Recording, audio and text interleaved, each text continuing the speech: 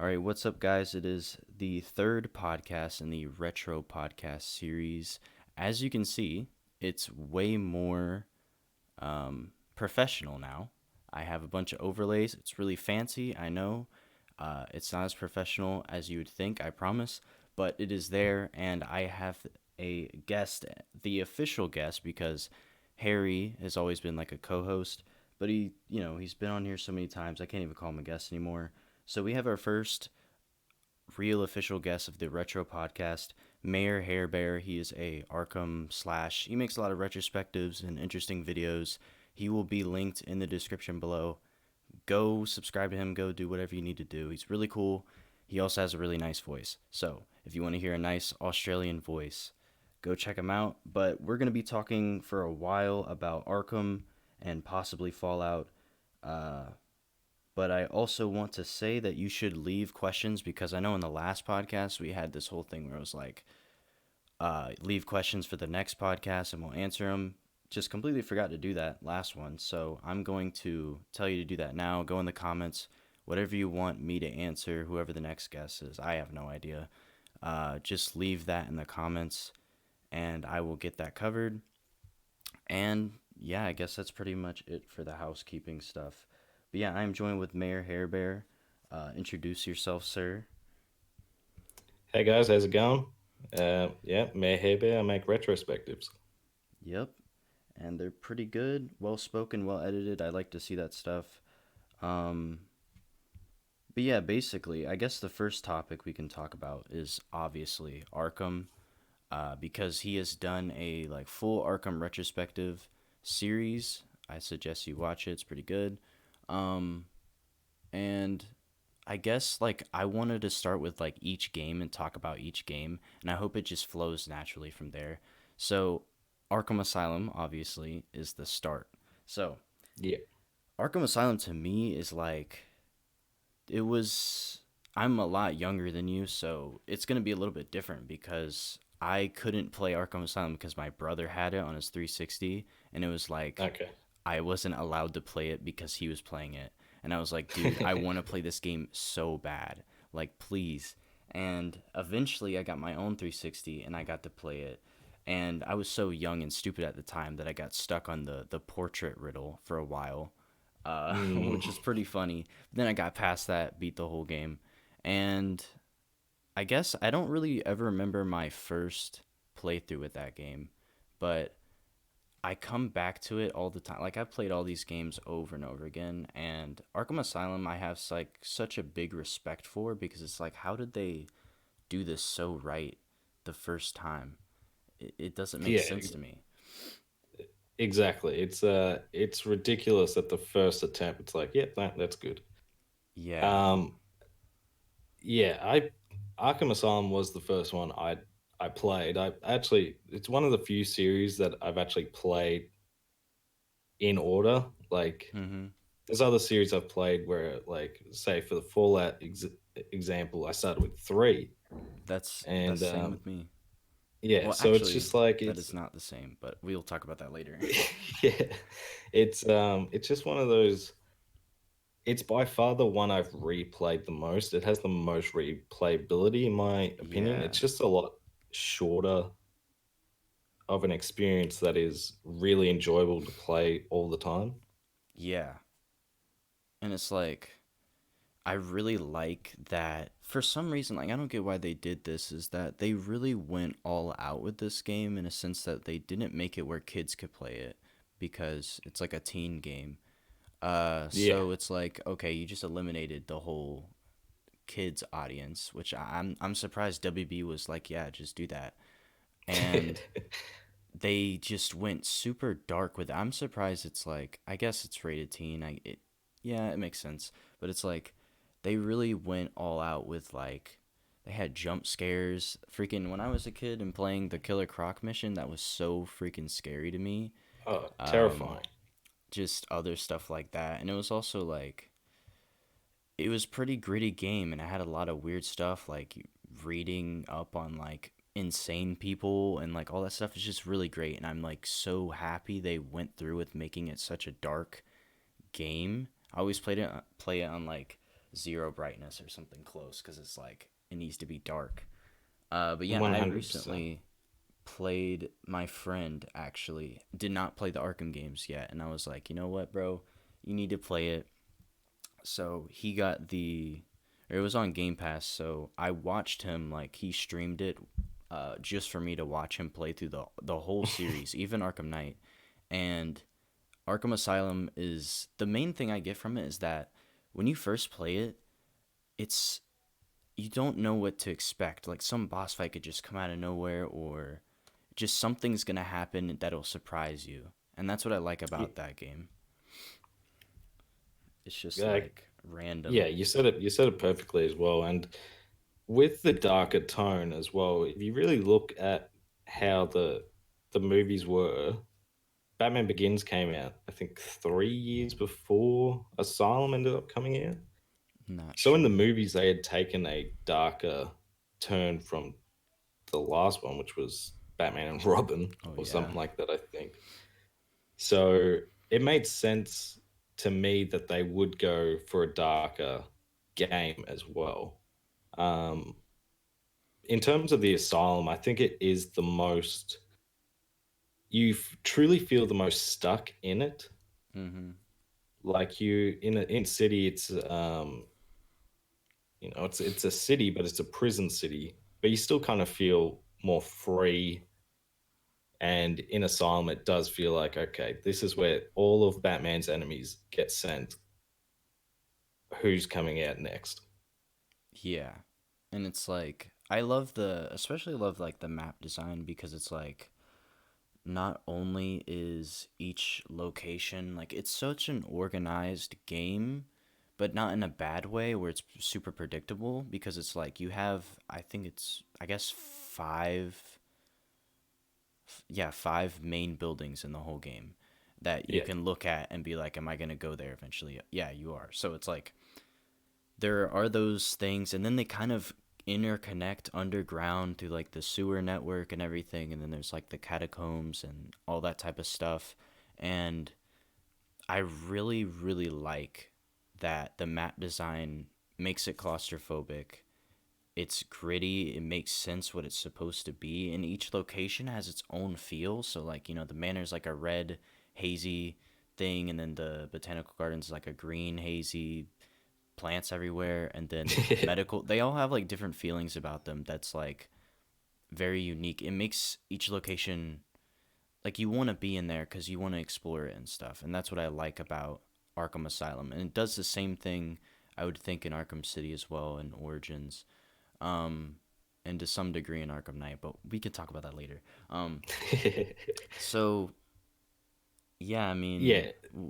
Asylum is one of those games where you look and you know you're going to have to go to these buildings, but not only that, you go to them multiple times mm, and they change over the course of the game as well. So it's not like the botanical gardens is a good example because you start and it's the botanical gardens, and then by the end you're just like, okay, this is the plants destroyed this thing. yeah, The shortcuts become like you basically the first time you go there you explore most of the area, and then the next time you have to go back, it's there's this, I've got a new gadget, I've got this, now I can speed this up kind of deal. And it makes going back to an area you've already been to feel fresh.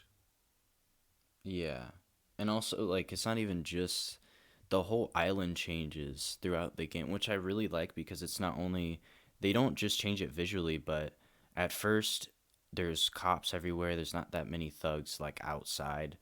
And then when you get out of the medical wing, basically all the cops, or not cops, but guards, are all gone because they just either died or have gotten captured. And then Mm. you get to the, what's it called? Like, penitentiary building, and then now you have these freaking crazy people all around the map, and then you go to botanical gardens, now you got these crazy plants, and she's basically destroyed the island, and everything is like red looking now. That's what I really like about, and it does the same thing in Arkham City, which is like, which I will talk about. But yeah, like the map design is like easily one of my favorite things about that game because it's just like they truly did because it wasn't such a huge scope game. They're like, let's just do it on one island so we could do this perfectly right, and they did it perfectly right. I think I can't really find much problems with the game. I know the combat isn't amazing or whatever, but it's like it's their first game, so it's Yeah. I don't know. And I love the upgrade menu, so like comic book looking panels. It's really cool. Oh yeah. No, I struggled when I did the retrospective on it. I struggled thinking of issues with it. The only thing I could say was the reliance on detective mode, or at least the way I played it. You use detective mode a lot, and it could kind of make the game feel really blue. Yeah. Um, but other than that, it's just like the game knew what it wanted to be. It had these ideas that could be expanded upon, like the combat, but the combat still works well enough that I'm not like, well, I can't play this game anymore. Like it's outdated. It's It also still feels comic good to play booky. today. It's like Yeah, that way on purpose. yeah, Cause 100%. And it's just a game I really, out of all of the games in this series, it's the one I've replayed the most. I've had the most fun replaying, and it really is a toss up between this and City as to which would be, I would say, is my favorite in the series. yeah, that's what a lot of people are like Arkham Asylum and City is like their two favorite, which is Yeah, when they the creme de la creme. yeah, and I'm kind of different because I have a different like for me the first three games, which I will get to Arkham Knight. I respect people who like it, but for me it's just kind. I have a history with that game. I'm eager. I'm really Yeah, excited yeah. because I want to hear your thoughts on Arkham Knight. Yeah, so like Arkham Knight's always at the bottom, not because it's like, because I want to get into it later. I don't want to say my full things now, but Arkham has always been Yeah, at the bottom, not because it's the worst. It's not a bad game necessarily. It's a good game. They spent so much time yeah. making it, but in my opinion, it's my least favorite Arkham game. Just to me, it's a great game. Are we including Blackgate in this equation? No, I've actually never. Okay, good. I've seen videos of Blackgate, but I've never played it myself. And I know you did a Yeah, retrospective on that. I need yeah. I need to see You that. don't want to. I don't. Yeah,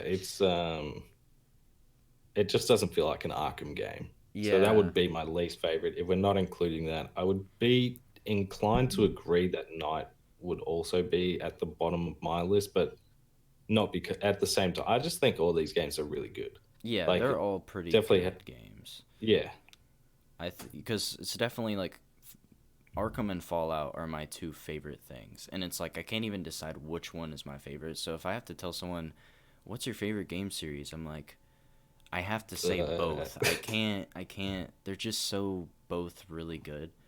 So 100%. Arkham Asylum is definitely like I feel like I've replayed Arkham City and Asylum uh, Arkham City Asylum and Origins. Like Origins is my most played game, and I'll get to why I like it so much.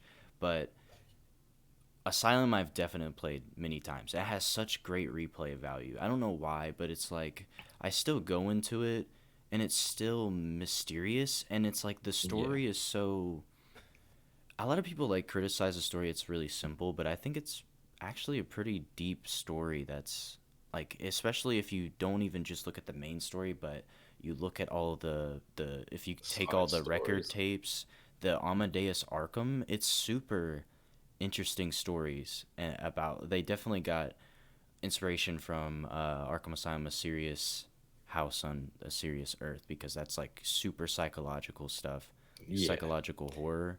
They definitely looked into that. So I think the story's a lot more complicated than people give it credit, in my opinion. it definitely like the main. If you were talking just about the main story, then I mean, it's the first Batman game that was really good. Yeah. And the main story, you could say is simple, but it's enjoyable. But the side stories, you're right, are definitely where the game expands upon what universe this is, and also just being really interesting to go out and do these side things and go and explore this island as much as you can. Yeah. That was definitely like if I enjoy a game, I'm exploring everything I can in the game. I've gotten all the Riddler trophies in every single game. Have you done that? I did it for Asylum. I don't like how they were handled in the rest of the games. Okay. I've I heard a think lot of people say they that. were more fun in Asylum. They had more because the map is so small. Um, Hmm. you could kind of tell like the Riddler trophies are what they are. Like they weren't. Some of them were I difficult, in my opinion. yeah. Like, bruh. I they're definitely hard to find, but they're not the best moments from Asylum were me trying to figure out the game's riddles, and they really were like, okay, how knowledgeable are you on Batman? Because some of them can be totally easy if you know the basics of what the Batman universe is, but some of them can be just like, okay, what Also, am the I looking for? perspective ones Yeah, they're with the fun. dots. Yeah. Yeah, I They're thought they hard. were pretty good. They're by far the hardest. Yeah. I It's just think, like, okay, I feel like I'm in the right spot, but you're telling me I'm not in the right spot. So where yeah. is the right spot? Also, the Riddler, like, the symbols on the map, like, move in an infinity sign, and that really pissed me off because it wouldn't tell me exactly where it was. But, Yeah, I thought, I think it would be a cool discussion, like, after we talk about all of them with the Riddler trophies. But I feel like, yeah, in my opinion, I don't mind them too much. I think it just gets progressively worse. I think yeah. City and Origins are kind of similar. I think Origins had less of like it didn't really have any But riddles or anything like that, but it was still like okay, this is like the same amount of like collectibles as City. But then Night just oh, holy crap. just ramped it up. I I can tell you I've 100% in that game. It is crazy, which I will get Yeah. into it, but it is crazy how many riddles there are. Because Um when I started the series of retrospectives on the series, I 100% of the Asylum again for like the fifth or sixth time. dang. And I was like, maybe I'll do this for all of them. And then I got to City and I was like, I'm not doing this for all of them. Yeah. Yeah, it's too much, man. But I think Asylum. I don't think the story is simple. I think when people say it's simple, they say I think they mean the plot is simple, as in, Yeah. yeah, Joker's making a bunch of monsters. You have to go find them and stop them. Yeah, that's a simple plot, but the story isn't And it simple. also could be that way of telling a story could also be applied to any game. You could Yeah, simplify any story to that degree. and that's not even a bad thing. I think that's very effective way to do a story because it's like it's not only easy to understand and because if you're in an asylum and like I don't know, there's not you're not you kind of know where you are. It's not like twisting every 2 seconds. You're like, wait, how do I feel about this character or whatever. It's like Yeah. you know what's happening. You're still trying to find the Joker. You're still trying to do this, but in the midst of that happening, there's so much elements to it. I think people forget about the whole Scarecrow missions. I think people forget about all Oh, the fear things and cutscenes where Batman has this internal struggle, and forget about like all the scenes with Joker. I really like how Rocksteady understood who Joker was in Arkham Asylum. They had the whole thing down where it's like he's this narcissistic guy. He doesn't really care about his own life. Uh, no. he he's going after Batman as this type of like I guess in the story it's like he's trying to make monsters. It's kind of generic. It's a generic type of story you'd see in like I don't know, the animated series, but 100%. it's like the way they handled it is so deep and it's also in this super like realized asylum that's about psychological horror. I don't think it's simple at all. Especially, I also don't think the game design is. I think yeah, you go to each thing, but it's also like the interconnectedness of the island and where it tells you to go is like, oh, now you can't go up this way, so you have to go an entirely new route, and then you come out in a building you've never come out of before, and you're like, what the hell? Like, so it's like I think that in a sense is super. I don't think it's super complicated, but I think it's more complicated than people give it. It's not a linear. It is a linear game, but you can't just like it's not gonna hold your hand. Like I've had times I know I was like a kid when I played it, but like you're not gonna know exactly where to go all the time when you first play it. You're gonna be a little confused sometimes, which is I think good. And I think it Yeah. also there's so many different points where it branches off. Like go to this room and then this room to get the doctors or to stop the sewage water. I think it's pretty interesting. And the one thing I really like about Asylum is this there's so many different types of gameplay that are so simple, but they're so good. So like villain, each villain's boss fight is different in that game. And each Yeah, villain's boss fight, they're so different, in fact, that people don't even consider the Scarecrow things a boss boss. fights. Some people Yeah. don't consider the Killer Croc thing boss fight, but I kind of consider it boss fights in a sense. And I Well, Killer really Croc appreciate. would I would definitely consider being Yeah, a yeah, boss fight because it is just it's an arena and you might be doing something you might not be focusing on actually killing the boss like in many other games, but it's like you still have to worry about yeah. where he is. It's a boss fight. Come on, it's a Yeah. boss fight. And I think the Scarecrow. I think Scarecrow is probably one of my favorite parts of that game because not only did it was like this excuse in the story to explore Batman's inner struggle. Didn't have to be an origin story, but it still had that origin in there. And I don't know about you, but people are always like, they keep showing the origin story. I'm so tired of it. But I'm like, every time I see the origin story, I'm like, that was cool. I like people reinterpreting the origin of Batman. Like, I don't get it. Like, it was showed in Batman v Superman. I don't think the movie's that good, but I liked seeing Yeah. the cuts. I like seeing the beginning scene. I don't know about you, but like it's like 5 minute scene or it's like a 3 minute scene. Like why are people so annoyed? So Yeah, I it's really liked the Scarecrow scenes, like the hallway that is infinite and becomes Crime Alley. Just such a good concept, and the one where Batman dies and has to come out of his grave. Like, are you telling me this is a simple story, man? Like what? yeah. No, The it's story definitely flips it itself. definitely has its complicated elements. But the Scarecrow encounters were actually I had a mate of mine do a video just on the Scarecrow encounters, and I was like, I really need to play these games again. And you're right, it's just like even when the game crashes, and you just get you're like, oh, did something actually happen here? Yeah. Yeah, I freaking love that point. I was like, dude, is my 360 broken? Like, Yeah, what happened here? But then it flips the bat signal, and it was like, this is so interesting, and it's something I haven't.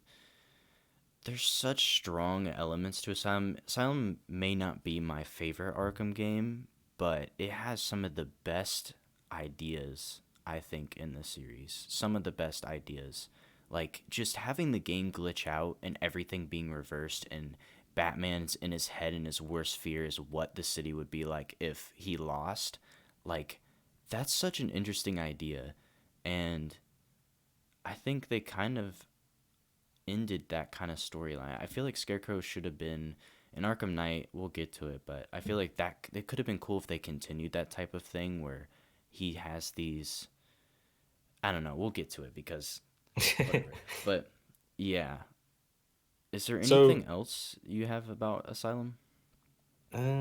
so was Asylum I know you didn't play it the year of, but was Asylum the first one you played? It was the first one I played, and when City was announced, I was like, I don't know how old I was, but dude, I was so fucking excited. Like Okay. I was Batman, I remember seeing that trailer. I was like, yeah. oh, good. the Did you see the teaser trailer? It was like a Yeah. CGI. Yeah, that was so cool. And I think CGI trailer, bro, kind of looked really cool. I wish they kind of made those walls in the actual game. Um, but I guess yeah, Asylum is the first game. I've replayed it so many times. I don't know. It there's not really much to say about it because there's not. I don't know anything bad. I'd have to really think about it, like you would have to think Yeah, about it something was. bad about the game. I think sometimes like the penitentiary to me can get annoying because you're just running around way too much. But that's kind of Yeah. like the only problem I have with the game is sometimes you're running around too much. I think when I did the retrospective, I think I brought up the fact of the Joker final boss fight. I'm sorry. I Just kind fucking of being like a behemoth. mm-hmm. In my opinion, and I was like, yeah, go ahead. it was okay. Like I don't have an issue with the actual fight itself. It just didn't feel like a Joker. I don't know. I don't know how you would make a good Joker fight because he's like Batman normally is so much Yeah. stronger than him, but it was just like this is weird. It's not even really a complaint. It's like a nitpick or just something Yeah. that kind of rubbed me the wrong way after replaying it. Yeah, I've always somehow just always liked that. Like everyone always I've heard so many people say like they think that's one of the worst boss fights in the series. And Oh, I I don't think it's a just bad boss yeah, fight at yeah. all. I just I think it's cool. I think it is weird that like Joker comes back to normal after his ribs are out of his body. I think someone made a joke video about that. Like his fucking spine is hanging out and he came back to normal. And it's like, yeah, that's weird. It's comic booky, whatever. But in general, I think it's very good in storytelling because Joker like kills himself with the gun and then becomes like the Venom and it's like I guess it's like a brute fight. I don't know. I enjoy it personally. I think it's cool. I think it's It's also definitely cool that enjoyable. it's a location that you would have never guessed you'd go. Like I didn't think I'd go on top of this building. That's pretty interesting. And there's like water towers. It's like the most Gotham City area you could get to because there's like a water tower and stuff and then the helicopters in the background. I thought it was pretty interesting. And it's also just like you didn't expect it at all. That's the main thing I like No. about it is like it's so surprising. Like when my friend saw that, he's like, "What the fuck?" Like he's fucking huge. Like what the hell? I thought it was interesting, but I kind of get why people don't like it. It's I don't know. Yeah, it's something I enjoy, but it just doesn't. And it definitely the first time I played it, I was like, "What is happening here?" Mm. But just as it just doesn't feel like a Joker fight. But at the same time, as I said, I don't know what that would even look like in terms of a Yeah. game. Um I guess there's not much else to say. I'm trying to think. I don't think there's much else to say about Asylum. I think there's a lot more to say about the other ones. So, Arkham City. I think Arkham City would be a lengthy one because Arkham City is interesting to me.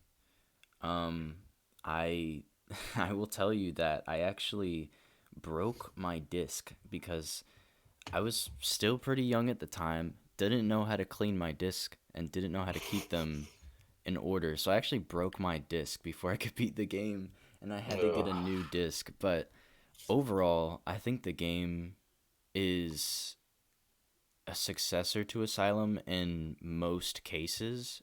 In other cases, I think it did a little bit worse, but for the most part, City is definitely a way better game, and it's definitely I don't argue with people who say it's their favorite game. It's definitely between Origins and City. It's hard. Sometimes it's City, Yeah, sometimes it's Origins for me personally. It's like that with other people with Asylum too. So it's like yeah. it's such a good game. I I don't really know what to talk about first, really. So yeah, as you said, like it's one of those games that it would depend on what day you even ask me. It's like, what's your favorite Arkham game? It'd be like, oh, Asylum, oh, City. Yeah. I don't even know what I would consider my favorite most days, but City does a lot right in terms of being the first game to like because Asylum was so condensed. When you first play City, it's like, oh, look how Yeah. much there is. Yeah. And there's things about City I feel like people don't really think about and I think the thing I always say every time I talk about Arkham City is I'm like the reason I feel like the map seems so expansive because it really the map if you go back to it it's really not that big if you really think Yeah, about it no. After you but play Arkham Knight, even it's just like, oh, yeah and it's like the reason I feel like it's such a big game doesn't necessarily have to do with the visuals of it. It definitely does, but the music, in my opinion, is one of the big reasons that Arkham City seems like such a vast game to me personally. One of the tracks, I think it's I forgot exactly what it's called, but it's such an expansive. I think the composer's name is Eric Undrell or something like that. Um, and the music to me made the map seem bigger than it was. Just the trumpets is so triumphant, and like the background as well. Like you look into the background, you see this giant animated series looking Gotham in the background. You're like, what the heck? Like that's it's so big. You just want to look at it, and it's a detailed game. I really like the map personally. I can talk about map design all the time because I play Minecraft and I like to build in Minecraft. So if I, map design and how things look and how things are organized is very important to me, and I look into it. I feel like a lot more other people do. They kind of just like I've seen people review Arkham Knight and they're just like map is really good, and then that's all they say, and I'm like, Yeah, but why? Like explain. yeah. Like it's I That's a know lot of that's a lot of people on they'll the just be internet. like, This is good. This is bad. But why? yeah, and it'll just be like it makes it feel like Gotham City. It's like the whole feel like Batman thing. It's like it feels like Gotham City. I'm like, but how? Can you explain? So City feels like Gotham City to me. Not only because it is Gotham City, but you're in a prison, so it's like kind of detracts, but it's like you can see the whole just vast city in the background. You got this wonder tower looking thing, and in the first part of the game you're like, will I be able to go up there? And then eventually you will. And there's like a lot of buildings throughout the game that I was like, I wonder if I'll ever get to go in there. And then it's really Mm. satisfying when you do get to go in there. Like a lot of side mission buildings and stuff. And or Yeah. if you discover a door that's locked, you're just like, bro, I need to get in there. Like immediate the Hush's apartment, like, dude, I need to go in there like right now. Um, yeah, the map is Yeah, really it's good to me. the thing that I think City does really well. I don't know, was B the Batman the tag of Asylum as well? I feel like it should I have feel been. like It must have I been. don't know, man. I remember that But especially with Arkham Knight was be the Batman. I feel like City is the one where I'm like, okay, I am the Batman This is because definitive Arkham game right yeah, there. it's like you the combat is improved from Asylum. The but just traversing the map because it is so much larger, you actually you're actually flying around a lot more, so you get to listen to a lot of the tracks. There's always something going on, like in Yeah, the background, like whether it be phones calling from Zaz is his name. yeah.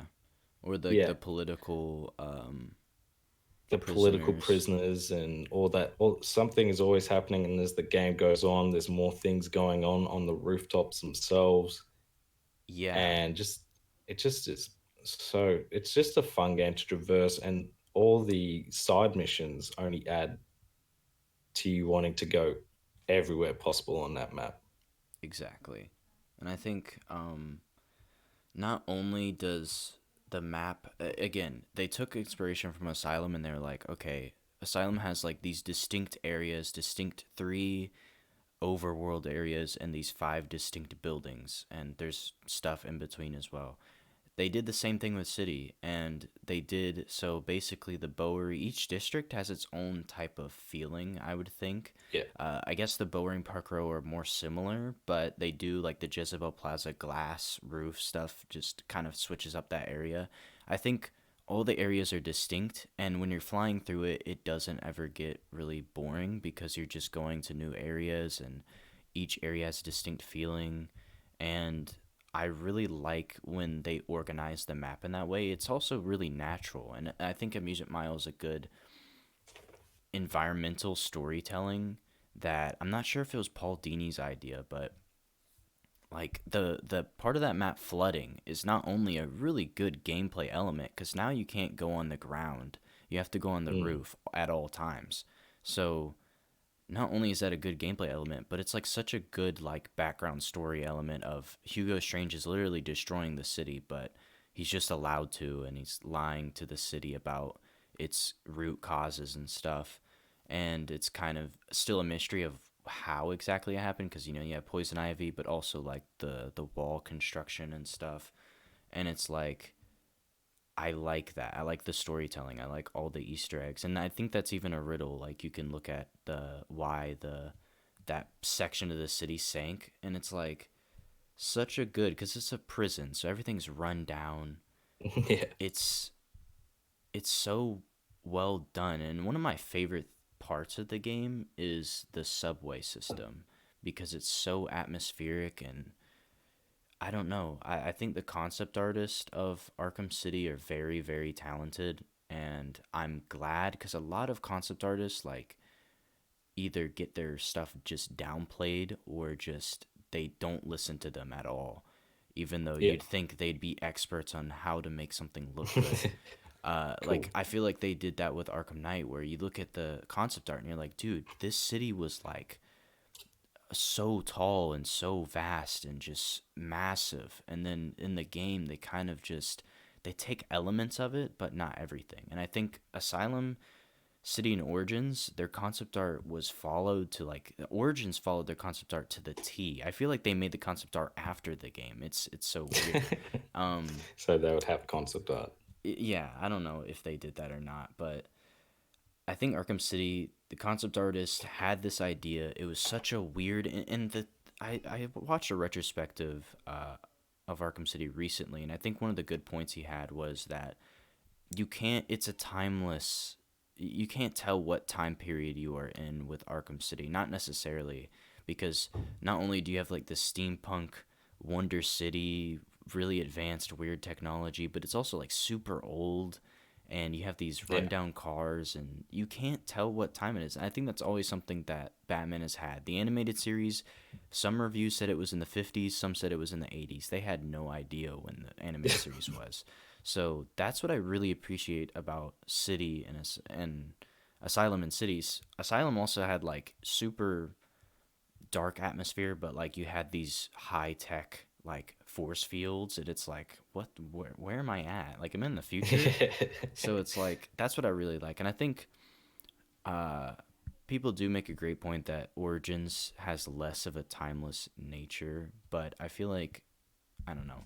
We can talk about Origins in a second, but I think I don't know. Cities just like if you there's so many atmospheric and like just unreal things that I think just structures and stuff like the Wonder Tower. Like I don't think anyone would build that in the real life. It's just such a cool, mysterious looking building. All the buildings have this architecture that isn't really practical anymore in real life. So it's like I don't know. I appreciate the map design so much. It's so detailed, especially like the glass, the subways and stuff. Yeah, it's just it's a great map, and it also it doesn't it feels like such a it feels like a map that always has something going on because of how many more villains we can have in this game. Yeah. So it's like whether they're main or side quest characters, but like the first time I fought Mr. Freeze and he kept changing up Oh yeah. what he was doing, I was like, what is happening? How do I that's still today is one of the best boss fights Yeah. I've ever played. That is incredible. But I actually also liked that without having Scarecrow, we still got to see like some of Batman's fears because he's dying. Like Mm-hmm. so with all the hallucinating with Ra's al Ghul and the Mad Hatter even and just they managed to do things that were in Asylum but differently and still had the same impact. Yeah, I think Batman. The story in this game is definitely way more complex than Asylum is. Like the plot wise, it's way more complex, and I really like Paul Dini did really good with just changing up the story. It's not just the same thing. Like it's not just track down the Joker the whole time. It's you have these different things going on. Like sometimes you're tracking down the Joker, and sometimes you're like not tracking him down. Sometimes you're tracking Hugo Strange. Some stuff is always happening. It's interesting, and like you get your freaking identity revealed the first part of the game. Like that's the stakes we're at right now. Like it's such good.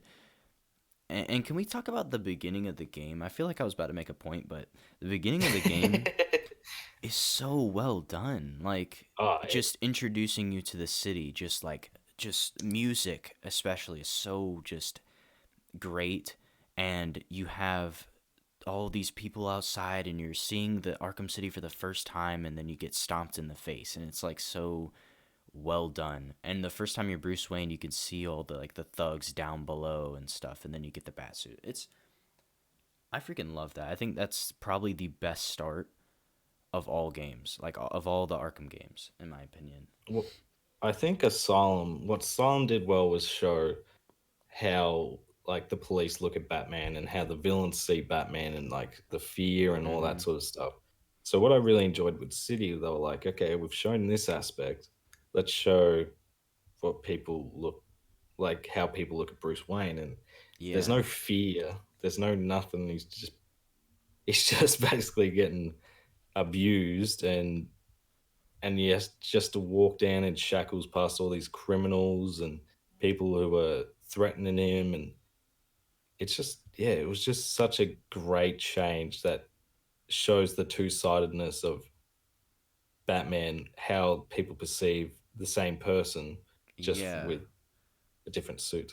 That's really interesting because if you think about it, this is a guy who is actually trying to help these people. The people who are beating up on him in Arkham City, he tried helping them Yeah. getting out of this super prison that just kills people and stuff. So it's like it's kind of weird because Bruce Wayne is trying to get these people out of crime and stuff. And Bruce Wayne, in my opinion, like from what I've seen from legendary comic books, Long Halloween, Killing Joke, Batman is more of a person who doesn't kill because he feels like that's kind of an answer to a problem that's already happening. So like, why would you kill people if another one's just gonna pop up? We should try to go Yeah. at the root cause. Not that's why Batman doesn't really like. I know what happens in the Arkham games as a gameplay element, but Batman in the comics just doesn't go around beating up random criminals because it's like they're at the bottom of the tier. It's not usually it's not even their fault. Like they just need a job and they're being blackmailed or whatever to do this stuff. So it's like it shows in this game that Bruce Wayne is just hated by everybody really and Yeah. All the underestimated yeah. even by good people like political prisoners in there underestimate who Bruce Wayne is and what he's trying to do for the city, yet he's Batman. And I think that's like it infuriates the player when they play it. Like Jack Ryder's like, I'm not gonna take advice who's never from someone who's never been in a fight before. It's like, ooh bro, I wish I could show you, I wish I could show you, bro. Yeah, it's definitely it's just a really interesting look into something that especially when I first played the game, it wasn't really something I even thought about.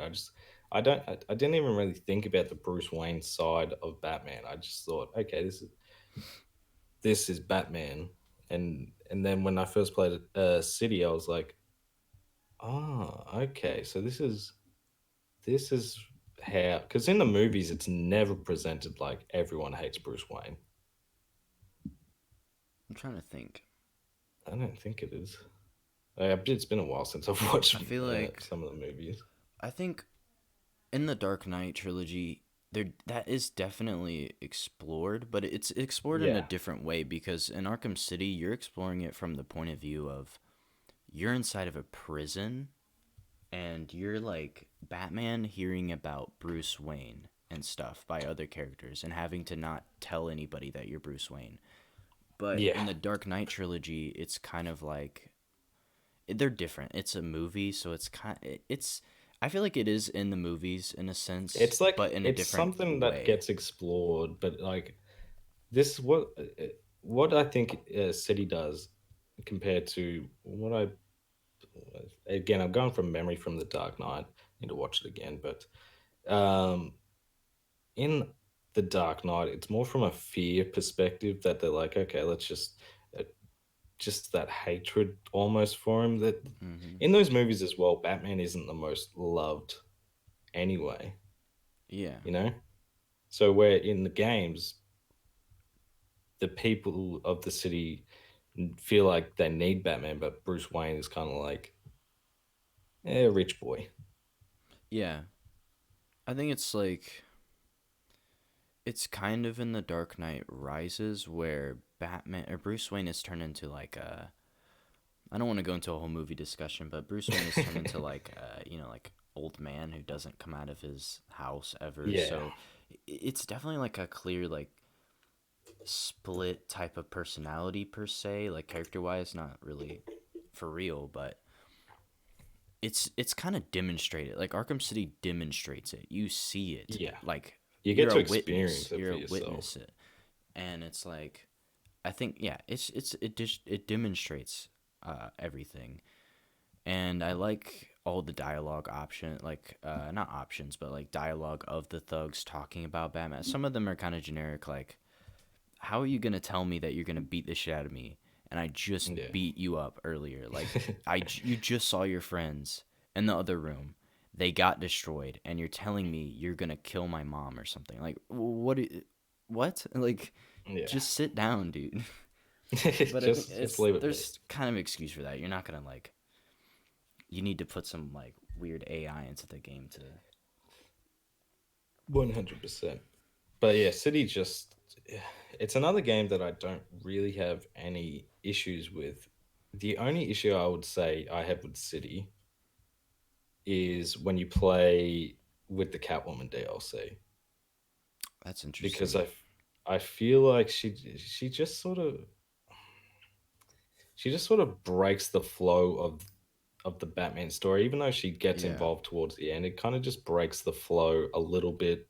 I didn't enjoy playing as her that much either, but that's because I was so used to playing as Batman. It's just a bit jarring, and I didn't personally enjoy it. I didn't hate it, but I was Yeah. kind of I think it does kind of break it up. I do really like the whole thing where you can choose to either leave or go save Batman. I thought that was a really yeah strong part of it, but if you just have like it usually ends on a cliffhanger and then now you're Catwoman and it's like, okay, like let's go talk to Poison Ivy, I guess.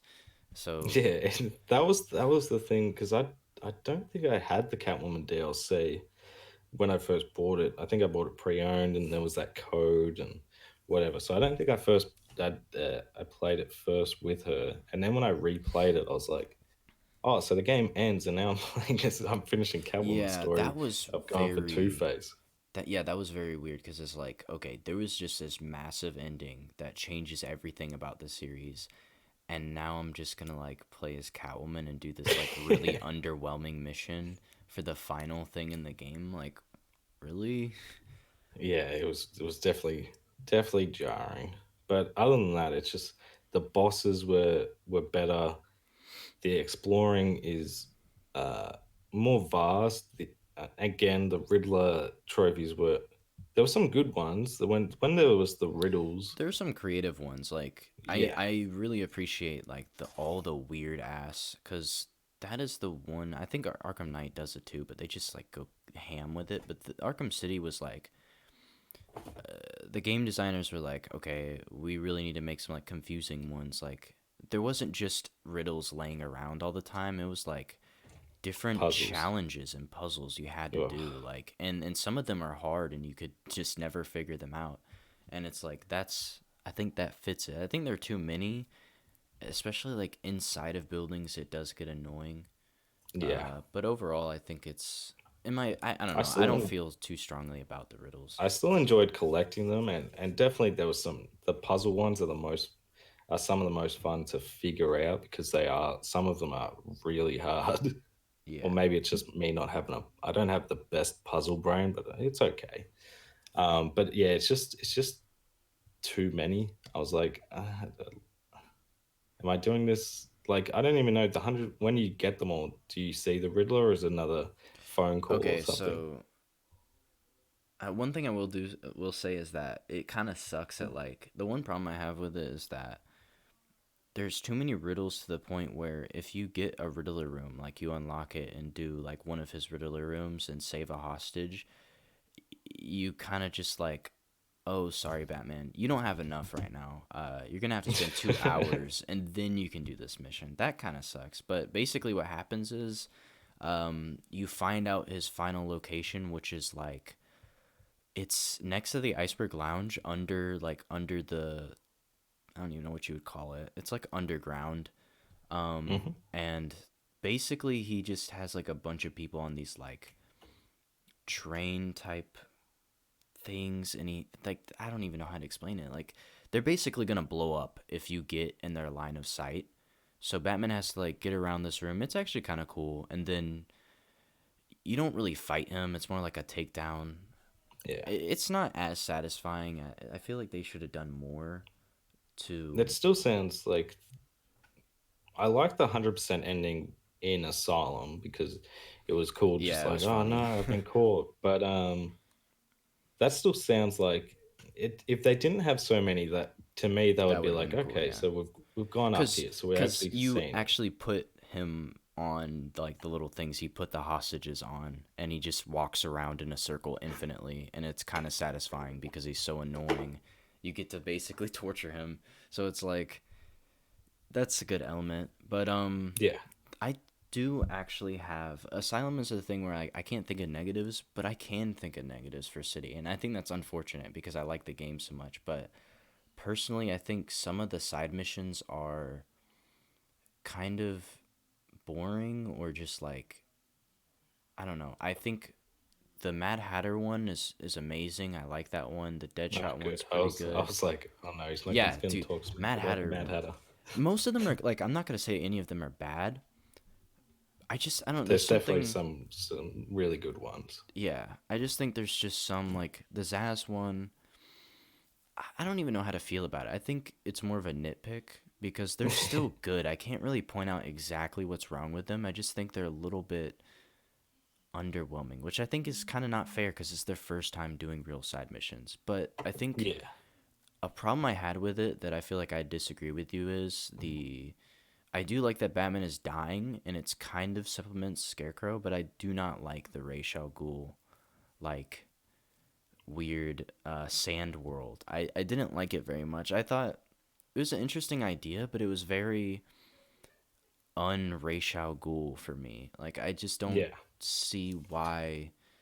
I feel like they could have done it in a different way. I don't feel like they needed to copy the Scarecrow format. I feel like they if they were gonna do that, they should have done it in Arkham Knight because it's Scarecrow, and I feel like mm, they should have done something.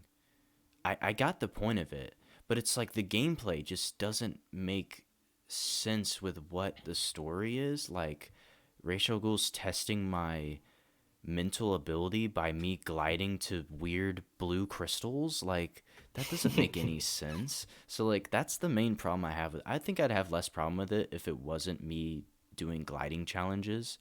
I feel yeah. like I like gliding challenges, but it's just like it doesn't fit in that context In at this all. terms of the story, I feel yeah. And I like the Yeah, it's just visuals. It's just it. I don't know. There's something wrong with it. And I think the boss fight should have been more hand-to-hand combat. That's the one boss fight mm, I don't like in Arkham City. I like all the other ones except the Ra's al Ghul ones. okay. Interesting. Yeah, I just look at when I was playing it, I was just like, oh, this is because it is so.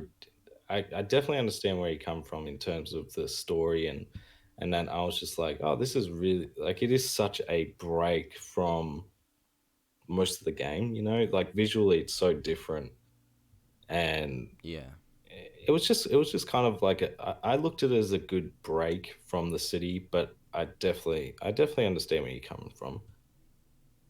I think there's a lot of stuff in the like wonders. There's so many good parts. I think they just that's one of the good things they did even more than Asylum was add more variations of areas. Like you have Wonder City, you have so many different locations and all of them have stories to them. It's not like they're just there for the map, but they actually Yeah. like make sense. There's a whole explanation for why Wonder City exists. It's like a giant grand opening with the gate and stuff, and it explains why it's there. And I'm pretty sure Paul Dini like created like this is the first Batman story where Wonder City's a thing, and it fits so well with Ra's al Ghul and who he is because it shows you that at one point Ra's al Ghul was like Batman, who wanted to solve things within the system and create a city that has good infrastructure and that could eliminate crime that way. But you can tell that over time, It's because yeah. Wonder City failed, we now have the Ra's al Ghul that you see in the game, one who just has given up on these systems or like countries and stuff like that. He doesn't care about that anymore. He feels like it's just not working. and it's like a good storytelling in map design, but just in general, it tells you more about the characters. And I like that Mad Hatter's also like not just there for no reason, because he is the one that actually like hypnotized the city officials to believe in Strange, if you like listen Yeah. to the record tapes. And it's like really interesting, so everything like connects to each other, which I thought was Everything has an cool. explanation, which Yeah. which is a must. It has to, because I mean, if you don't think about it too much, if you say, that's what I really think about when I'm just playing a game for fun and when I'm playing a game for a video, more things kind of stand out to me. It's like, okay, so why is this even here? Yeah. And City definitely was just like, okay, so this all makes sense. Everything makes sense, like just the map design. It wasn't just grids. I feel like people criticize Origins for grids, and I kind of understand like that idea. And Arkham City's map is, there's curves to the roads. The road layout is amazing. Everything is very interesting. One thing I will say though, my one of my biggest positives, I think my one of my favorite things about the game. My favorite thing about the game is definitely the visual looks of it. I think that's mainly what I look for in a game. Is just, is it fun and does it look fucking cool? Uh, Mm, that's my main things. The story, yeah, that's good, but it's like it's up there. Like visuals are very important to me, but the boss fights in this game, I know I don't like the Ra's al Ghul one, but every other boss fight in this game, I freaking love it. I especially love that. Who the hell expected Solomon Grundy to be in the game? Because I didn't. I was like, oh, that's such an unknown character. How is he in this game? When that happened, I was like, bro, that's such a it was comic booky. That's just badass. like you're you're giving me like a nerdgasm or something. Like you're giving me this character that no one knows about except like comic book fans, and it's like such a good thing, and it fits. So it actually makes sense. He's not there for no reason. It literally is told to you in the subway like why he's under there. It's he's like a trophy of some sort, and it's Yeah, like I also love the Iceberg Lounge. I like when you punch Penguin. Is amazing music, and you see the city and the skylight and everything. It's just visuals look so amazing. All the character designs look amazing. Clayface, man, oh, who Clayface was the expected him to best be in the moment. game? That The was whole an thing, incredible moment. yeah, the fact that Clayface was Joker a lot of the time is such a good, because when it adds replayability, because when you replay it, you're like, okay, if you just turn on detective vision, you could realize, you can figure out he's not Clayface. Like Mm, multiple points throughout the game, he acts really weird at some points, and it explains, like when you replay, it explains everything. Like, oh, now that you know that's Clayface, it explains why there's a double in like the first scene. It explains why he says certain words that Joker never says. So it's like, I really like that. And just Clayface being in the game, that's just, it's like another Solomon Grundy thing. Like, that's such a comic booky thing to do. And it's just like, you would expect mainstream people to just be in the games because it's like, this is a popular game. But no, yeah, they added these cool characters. They added Hush and Deadshot and all these cool, interesting characters to the mix. And that was like one of my favorite things about the game is that it's kind of like unpredictable. Like you don't know. I think it's more predictable than Asylum in my personal opinion, but it's still an unpredictable game. Things happen and you're just like, "Whoa, what's going on? Is Batman going to die or some shit?" Like you don't know, and it's just like you couldn't ever predict that Wonder City would be in the game or that any of this stuff would be in the game. And that's something like when I played through it, it's just when my friend played through it and I watched him, you can tell what points were the most exciting. It was the points where it was just like something crazy is happening that just is revealed or is just so surprising, like Solomon Grundy, like Clayface, like all these characters that you wouldn't expect to be in the game. And that's one of my favorite parts about Arkham City is that you can't predict everything. It's like it's exciting because there's so much mystery in it. And I've completely forgot about Azrael. Azrael's a really good mission.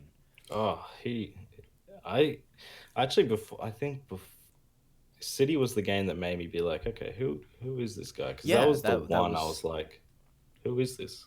actually. Let me go back to Asylum real quick.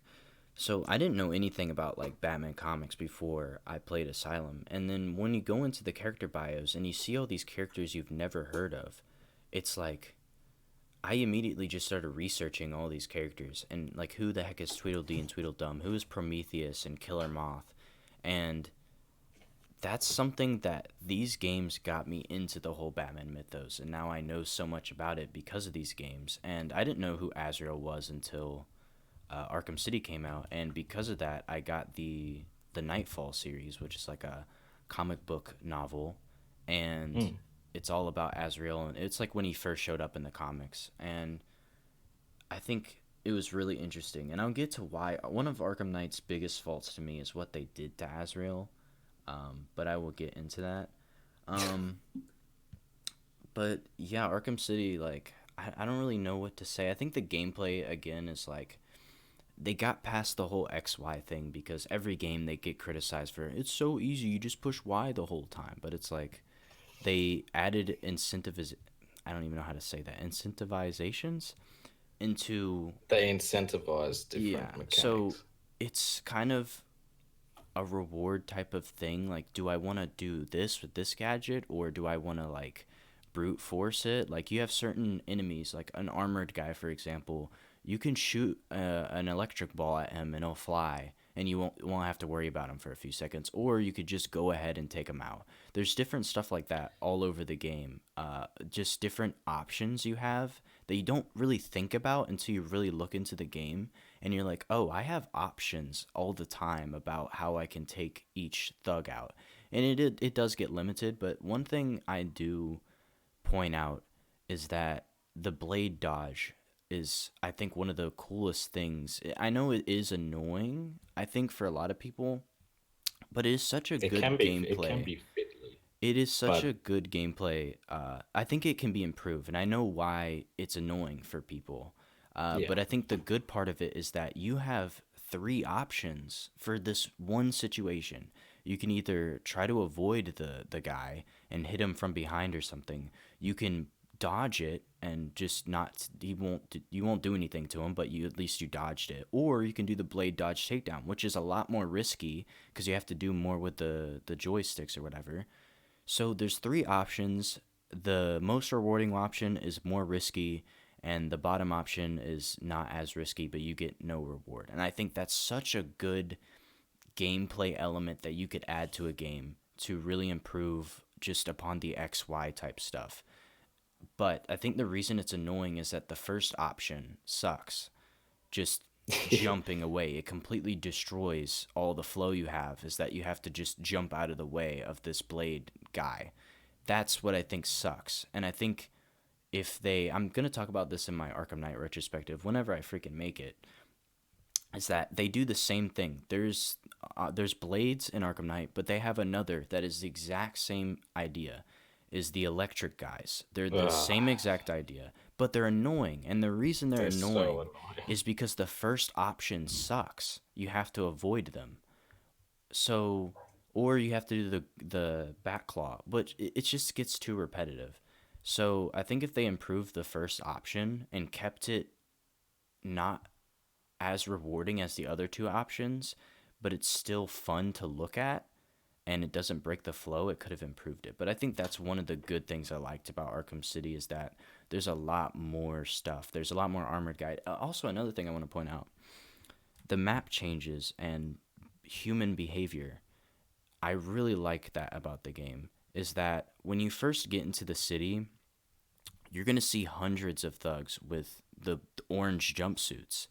But over time, you realize that the more prisoners gets harassed or forced or anything, there won't be any orange suits after a while. You get to start to see that everyone ends up forming into some gang somehow, either by being threatened, and you can visually see people getting threatened or forced to change their identity. And that's something I really liked about Arkham City is that it shows human behavior and the map makes sense for it because when Penguin blows up the bridges, it completely changes how the human behavior will work because now there's no escape. You have to join a gang because there's no, if you're stuck on the Joker side, you have to be a Joker. thug. There's nothing you can do. You can't escape. So him blowing up the bridges, I think, is such a good idea. Just obviously because now you don't have anything to walk on in that district. You have to like get on rooftops. But also, it just adds human behavior because at the end of the game, you're not really going to see anybody with orange suits. You will see the rare one of like a political prisoner being harassed, but everyone's becomes a thug at some point. And I also like that when there's multiple points where like a Joker thug will be forced to join Penguin's gang and they like mix the uniforms together. I thought that was Mm. really interesting. And Abramovich and whatever his name, such a cool idea. It's like brothers who have been separated by this gang struggle, and I thought that was really interesting. Yeah, you just said it perfectly. The game definitely has it added to the gameplay. It made it because in Asylum you can just do the counter punch and that that's kind of what it is. You have gadgets and stuff, but in City there's more enemies that force you to focus on. Okay, so I've learned all these combos. Let's make sure I actually use some of these because the basic enemies you don't really have to do anything, and Yeah. any enemy like that, but like armored enemies you need to stun and then bash, or the knife enemies you got to make sure just avoiding them and trying to do the takedown if you can, but even just the back claw, getting them off If center you do and the blade dodge takedown is so satisfying if you do it though. oh yeah. Like really is. And is there riot shields There in are this one? they have the car Yeah. door shields. Yeah, so it's just like it just makes you have to think more while you're in combat instead of button mashing if you were. But even on hard in Asylum, you Yeah, can't really button it mash. is pretty because there's still character types in Asylum. There were still like the 100%. electric dudes. I just think they really improved on options and especially that you can quick time any gadget or most of the gadgets. I thought was interesting.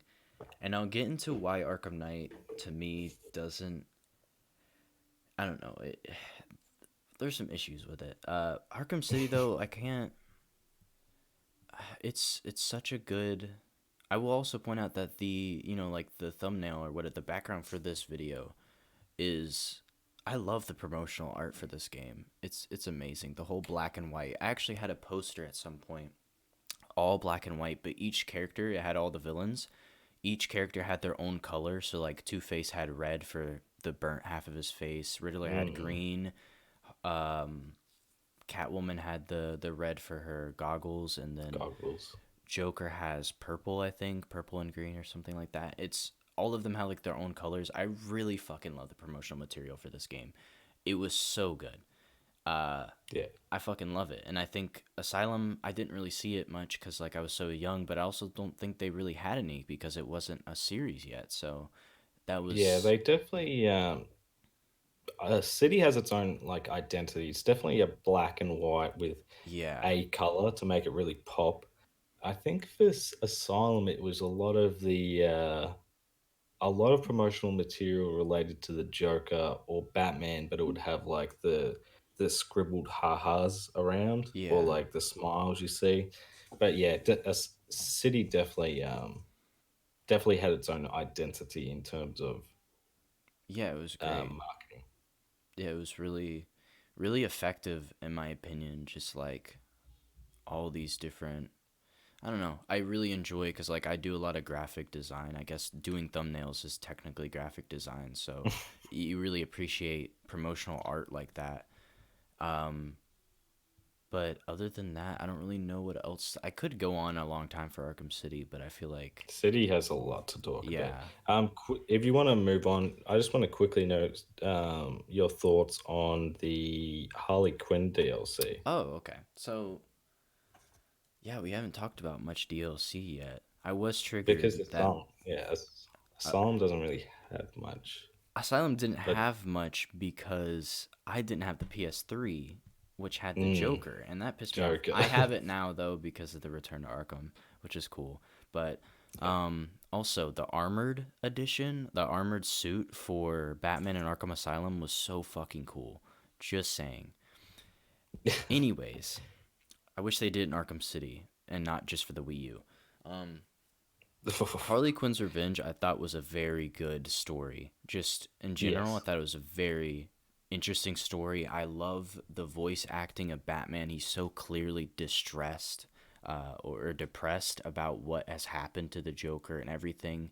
It's so clear how depressing this part of Batman's life is because of Arkham City, and it's such a good like I like how jumps back in time and stuff. I really like that. My only problem with it is the map design is repetitive and it's not that interesting. I think the industrial district is it's pretty cool. Also, can we I don't know if you played Return to Arkham Harley Quinn's Revenge. The developers forgot to put Wonder Tower in the game. Like just in Harley Quinn's Revenge, they just forgot to put it in. I don't know Really? how. I didn't even notice it. Yeah, I don't know how, but it's not there, which is weird because it's not like it didn't go away. Like it's still there. I don't know why they got rid of it. Um, but I just think the map design, because it's like I've already been to the industrial district. Like it's Yeah. not much different in my opinion. But it was still. I love the story. Also love the thug design of how it just continued the theme of like the thugs all have these identities and now everyone's like a Harley Quinn thug, so they have these Yeah. face paint and stuff. I loved it. I like the story. It's just I think they could have done better with like the map design because you keep going through the same tunnels over and over again and crap, and it's just like, I mm, definitely think it's a I love the story. Because I think yeah, it's I might great. have played it once. I didn't remember much about it when I did my retrospective. So I was like, okay, let's see what this is about. And the story was just I really enjoyed seeing the effects of the death of the Joker on Yeah, Harley Quinn, especially when you get into that room where all the negative pregnancy tests and you can yeah, hear her crying. It was I was like, oh god, what is this? And I liked the game when it. I liked playing as Robin. yeah. He does play similar to Batman, but like different enough. But yeah, I wasn't like, oh yeah, this DLC is great to play. I was like, this is a DLC I'd recommend you would play, but It's more of know a what you're going in story. for, It's and more of that's the a story. Yeah, it's more of a story. I think I like the music as well. I don't think I'm not sure if it's a whole new soundtrack or anything, but the music was very fitting for like a really really depressing type of. I'm pretty sure they also got rid of the orange hue from that area because the Joker's dead now, so it feels like really dead and black. Yeah, Um, and yeah, I thought that DLC, it's more of a story thing. I feel like maybe if you should watch a playthrough of it rather than play it because it's the only thing that is interesting about the DLC is playing as Robin, in my opinion, and that's yeah, really it. And fighting like the mechanical guardians or whatever, but that's like the only new gameplay that you're gonna get out of that, really. But yeah, yeah. overall, I thought it was pretty good DLC, but it is not my favorite Arkham DLC. I'm assuming that's in Origins. Yes, but Yeah. we'll get to that. So, Arkham City, do you have any final thoughts or anything we haven't talked about with that? Arkham City's just a really it's one of, if not my favorite of the series. Yeah, It's great. it's clearly just a classic game. Every Arkham fan, it's up there in their list. Like, you can't, it would be really odd if I found someone who didn't like Arkham City. Yeah. I don't think I have found. I don't think I have Oh, I either. did find I had someone comment on my retrospective saying basically disagreeing with every point I made and just saying it's a bad game. But that is, Eh, you'll find them on the internet. You'll find someone. I think because my friend Sanity, who uh, comes on the podcast a lot, he was in the first podcast.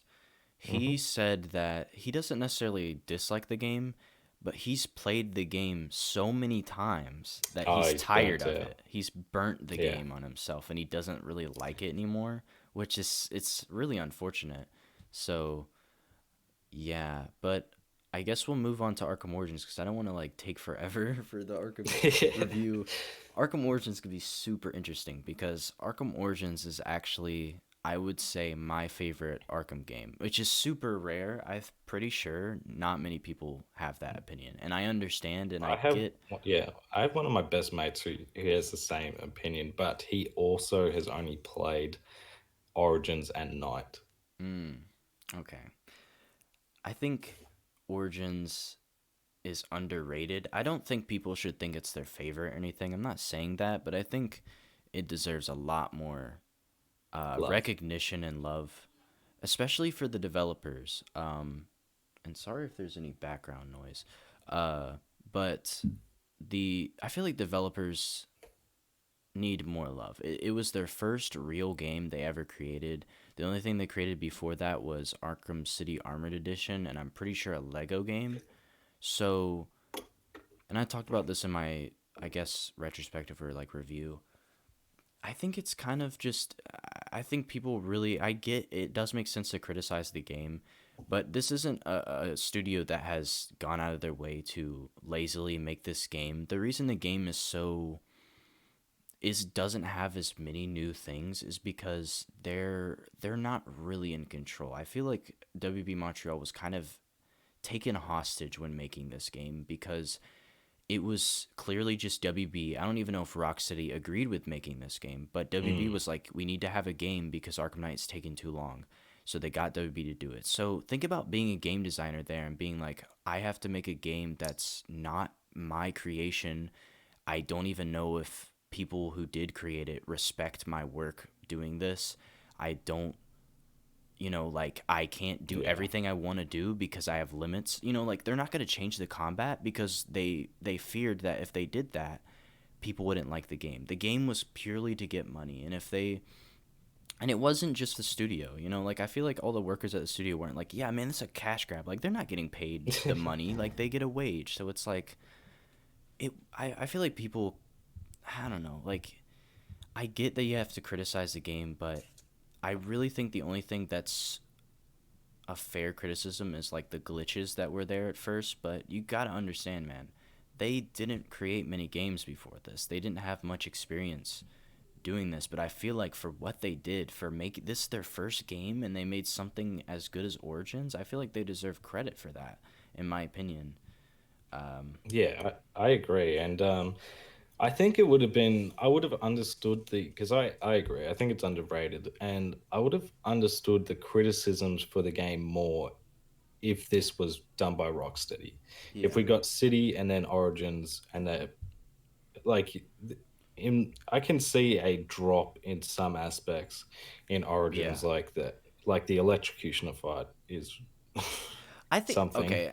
I watch your retrospective. I feel like you take that too seriously. I think that was purely just a joke. Like It I feels thought it like a was joke. funny. I thought it was I funny. think so because I didn't remember that was the one game in the series. I didn't remember really that much. I remember enjoying it, but I didn't really remember that much about playing it. And I was like, I remember fighting the electrocution, and then I was like, and then it was Oh, over. I was like, oh no, what was dang. this? You might have remembered the same like location because that's where you fight Deathstroke as well. So like you Yeah, might have I gotten it think that's mixed what it up. was.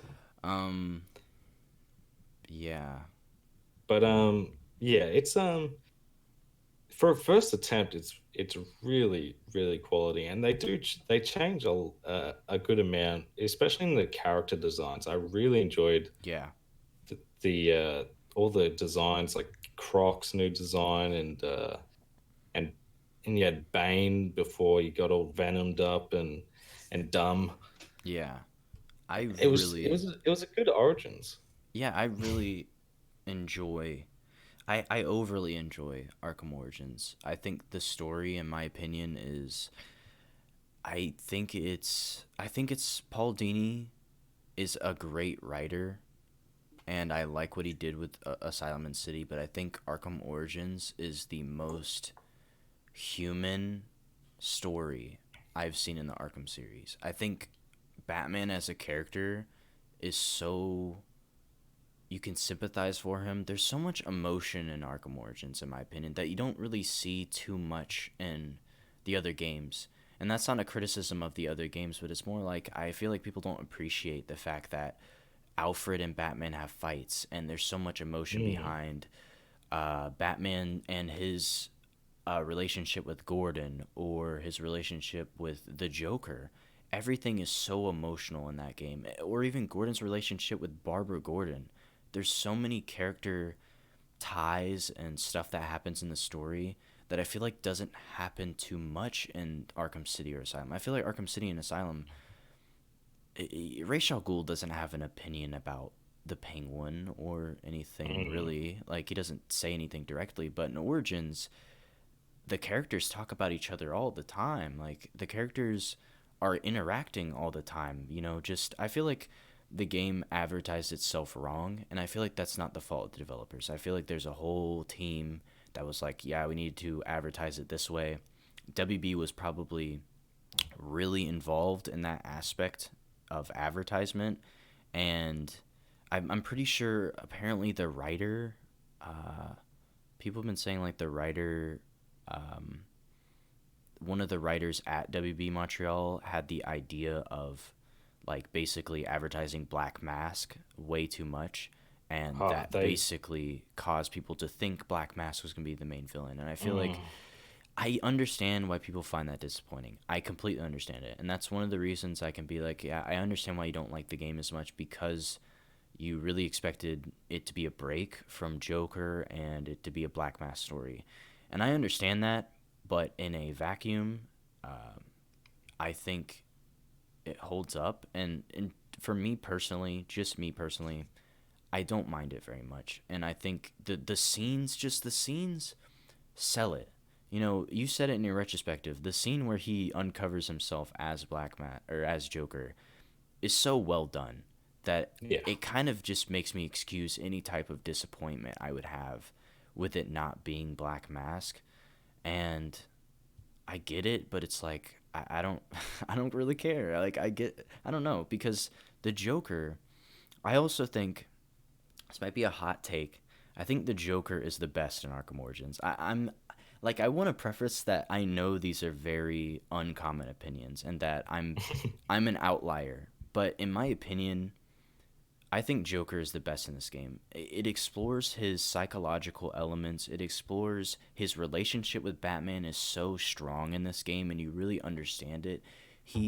It shows you that he fears the Batman while relating to the Batman and being so curious about why he doesn't kill people, and just it yeah, explores the no killing rule. It explores these emotional elements of the two characters. It also explores basically the killing joke in the game, and that was just so comic booky and cool to me. And not only does it do the Joker amazingly, but I think everyone can agree it does Bane the best in the series. Even if you don't like Origins, they did the Bane the best. I think that's just 100%. yeah. Bane is so well done in this game. He's accurate to the comics. He makes sense with the comics. And the comic Bane is not dumb. He's one of the smartest Batman villains there is. And that it really shows in this game. He uncovers your identity in Arkham Origins, just like that. Like he, it also it just his smartness is shown because he stays up in the penthouse because he knows Batman's gonna come to get him. Obviously, you want to stay up there to get to the Batman. So it's like he's so intelligent, and it explores his like addiction problem with the venom and stuff. um and I think it's a way more deep look into that, into Bane and these other characters, and I like the origins of these characters. um I want to let you talk a little bit because I have a million things to say about this game. I made a retrospective, but yeah, I think like what do you think about the story? Like I know you said in your I watched your whole retrospective about, and I feel like you agree with me And that that's it a is good effort because emotional story that's because like a 40-minute video. But yeah, yeah. it's I I agree with a lot of what you said. I think I want to preface this by saying, um, like you said, this is one of their first games, and it's not a series they created. Yeah.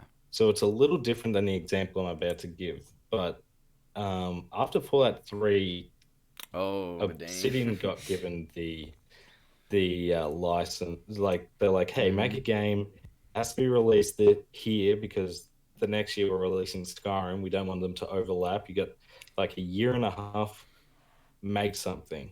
And I'm Mm-hmm. assuming like it's obviously different because the people at Obsidian already they created some of the first games. Yeah, they were some of So them it's worked own at at Interplay Studios, so yeah. So it's like I can only imagine it was so much more stressful new studio to be like, here's a series, make an origins to it, and then here's a date that has to be released. I'm assuming they gave them a date because yeah, they would Arkham have Knight to. was taking so long. Yeah. So this game is really impressive when you look at it from that light, especially. I think I was disappointed that it wasn't a Black Mask story, but at the same time, I like you think I said, was at first that was too. When I first played it, yeah, I was like, it would have been cool because Black Mask's such an unknown villain. Like how they did Solomon Grundy, like how they did yeah, Clayface. If they just did a whole game about this unknown villain that no mainstream person knows about, would have been interesting. But after playing it so many times, I've just like forgiven it, and yeah. it's just a marketing accident, I think. That's exactly that. When you said that, that actually made me think, and it was like, you know what? Why did they market it so heavy for Black Mask if it wasn't going to Yeah, I be don't that? know. Unless they wanted it to be, they wanted that reveal to be really surprising. But even then, it was just like that was just setting it up for disappointment. It might have been that But the they, marketing team was super just not involved with what was yeah, actually happening in game development. they saw like they saw like a concept. I was like, oh, Black Mask in this game, cool. Let's Yeah. go with this one. Or they got the plot Um, mixed up with like, oh, Black Mask the guy who has the cuz like if you don't know anything about the story, you might get mixed up that Black Mask is never Black Mask in the game. Like yeah, not in the beginning, but if you're a marketing person and you don't know that, then you're kind of mixing up yeah. the fans.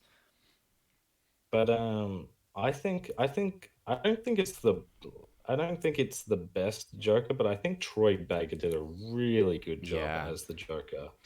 And for an Origins, it does a lot really well to setting up that character. Obviously, nostalgia is always going to be like Mark Hamill and Asylum and City. That was incredible. But for setting up such an iconic character, I think they did really, really Yeah. well. Um, my letdown with the story would be again, Bane was done really well, but there's some of the assassins Yeah, I think you are made a great are point with woeful. that. I think Like they're just not in the game enough. yeah, They feel exactly. rushed.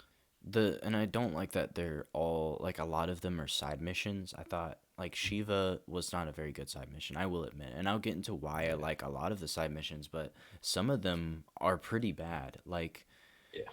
just I really hate the Copperhead boss fight. I know you said some positive things about it, but that is one I think a lot of people do. I think a lot of people agree with me that the Copperhead, just her character in general, is just so bad. I thought she was just shoehorned into the game, tried to make like a fear toxin type crap that just did not substitute very well for me. I thought the ideas of like the bank managing lady, like her being smiling and shit like that, is such a Oh, cool idea. I like that it explores like Batman's guilt for not saving everybody, which mhm. is such a good idea for this game, but they could have done it somewhere else. They could have done it in a better way than this shoehorned in like fear toxin wannabe. And I thought the boss fight, it's just the Ra's al Ghul boss fight. It's just a copy of that. And I feel like she is different. She has like claws or whatever, but it's just basically the same gameplay elements of the Ra's al Ghul one. And that kind of made me mad because all of the other boss fights in the game, I don't care what people say, they're all original. None of them have been copied from the other games, in my opinion. Yeah. There are side missions, I will admit, that are just completely copied from Arkham City. Like I think the boring one is just the Penguin one. I think the Penguin one is only good for like the dialogue you get with Barbara Gordon. I thought that was a cool element, but the side mission is boring. You just deactivate Yeah. stuff. Like that's shitty. There's a yeah, and like that's with after it's revealed Black Mask wasn't Black Mask, and then you Yeah, go out you get and a the side Black mission. Mask missions are like the same Yeah, thing as the it's same Penguin, thing. basically. And it's the same. It's basically copied the canisters from Arkham City. You blow up the canisters. Or Anarchy side mission is, it's like telephone basically. Yeah. Um, but my thing is that I get why people aren't able to do this, but for the Anarchy side mission, and I'm forgetting a few side missions, my little sister's asking for a towel. She does not need to be yelling that loud. Okay. I think I can look past. Bro, what? I'm not even gonna cut this out. We're just gonna have to listen to Ah, it. don't stress, mate, man. I'm in a house with 10 people, and Oh man. I'm surprised they're being as quiet as they are, to be honest. Hmm. Um, I was okay. Side mission. So like, I can. The main side mission I really like, Anarchy. In your video, you said that it was a short side mission, and I actually really agree with that. But Anarchy is one of my favorite unknown villains, and the fact that he was in this game really it really made that side mission special to me because I liked that character. I like that in this game. Not each side mission, they're more equal in a sense that when you go into the Black Mass side mission, you know that you're gonna see him at the end of the side mission, and you'll get a new location unlocked.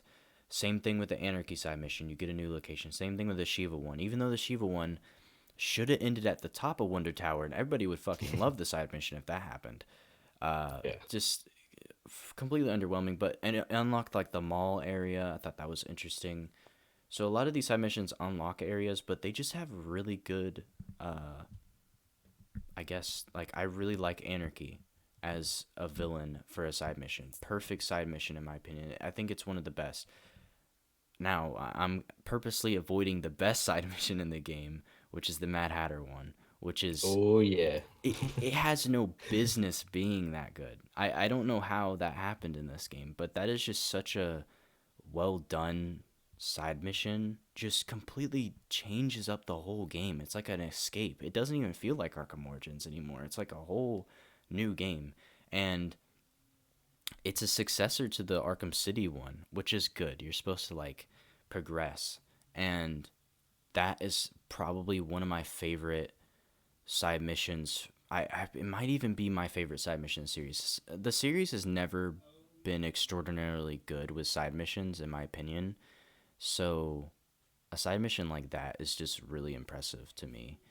Um, Yeah, 100%. And that, it was like it felt almost like the first time you went into this, you got taken into the scarecrow toxin, yeah, but it was I love the idea of the Alice in Wonderland, and like some of the psychological not quite rightness of that yeah. world. So I The loved, mirror, the freaking mirror yeah. one. I don't even know how they did that from a gameplay. Like, how did they do that in game design? Like, I'm confused. No, Um, it's by far I would really have to think about it, but I would say it's probably my favorite in the series. It's the yeah, one of the most fun and unique side missions. yeah, it really is. And that's kind of, it disappointed me that Arkham Knight, which we'll get to, it didn't have better side missions than all the other ones. But I think yeah, it's one of my favorite. I just like I like that I get to go into the church and see what it looked like before. I like that I get to go to places like the courthouse and see what it looked like and fight anarchy. I thought that was interesting. Um, but I also think there's just a lot of content in the game. In my opinion, there's so much because once you finish all the side missions, a new one is introduced where you have to like collect all of the escaped inmates. And then there's the Riddler side mission, which I actually enjoy going to the towers and unlocking new locations because some of the towers, I think a lot of people don't like the towers because they're too easy.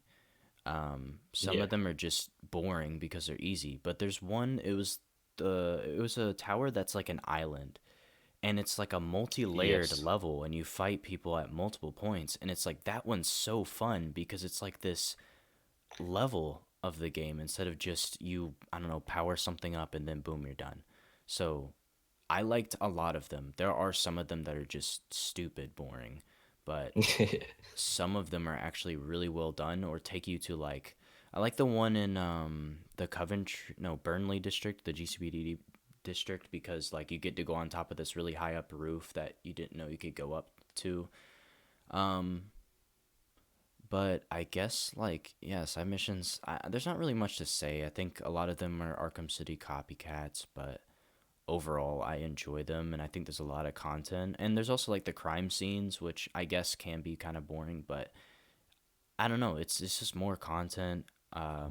There's also like the one. I think it's the last crime scene you do is a guy who kills one of Bruce Wayne's close friends in Crime Alley, and you can.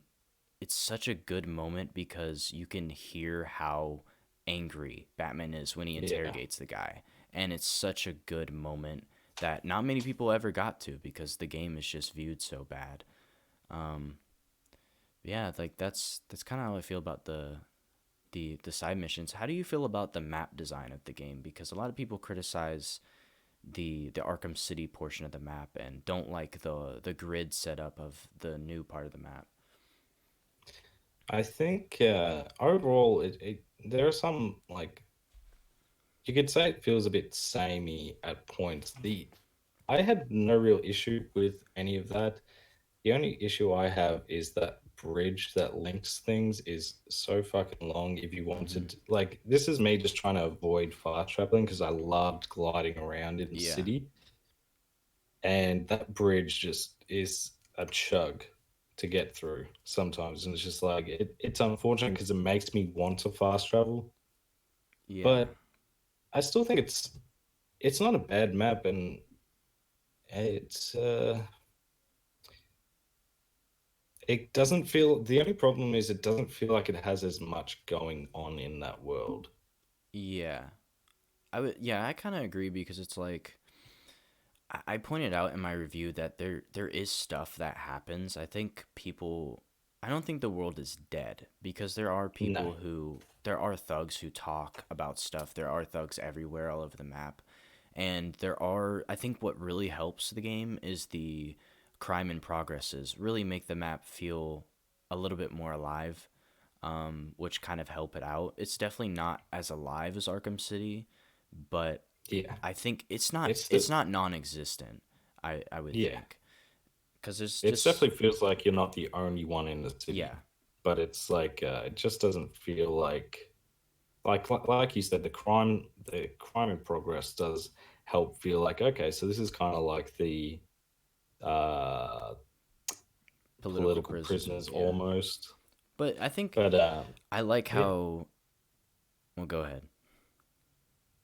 no, it was just that was basically my point. I was Oh, trying to figure out how to finish that thought. I think the I like the crime in progresses because there's so many different situations that can happen with them. It could be thugs versus thugs. It could be a drug deal that goes wrong, a gun deal that goes wrong. It could be thugs versus cops behind a car. It could be there's even ones where like it's a big truck and there's a brute on top of the truck, and he jumps off to fight you. I think there's a lot of different situations which I really enjoy.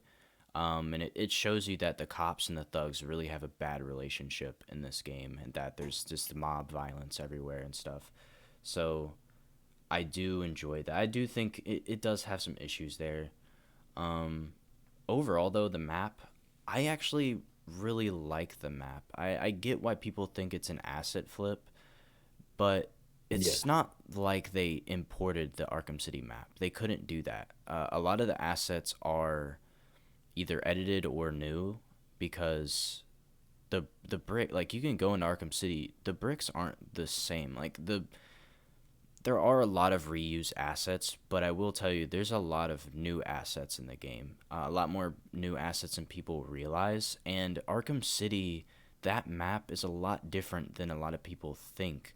There are similar places like the Bowery and the Park Row are pretty much similar because like there's not much you can do with that. And there could have been more, but again, like this isn't their universe. Um I do like how they had to think about how the city would continue past the walls, though.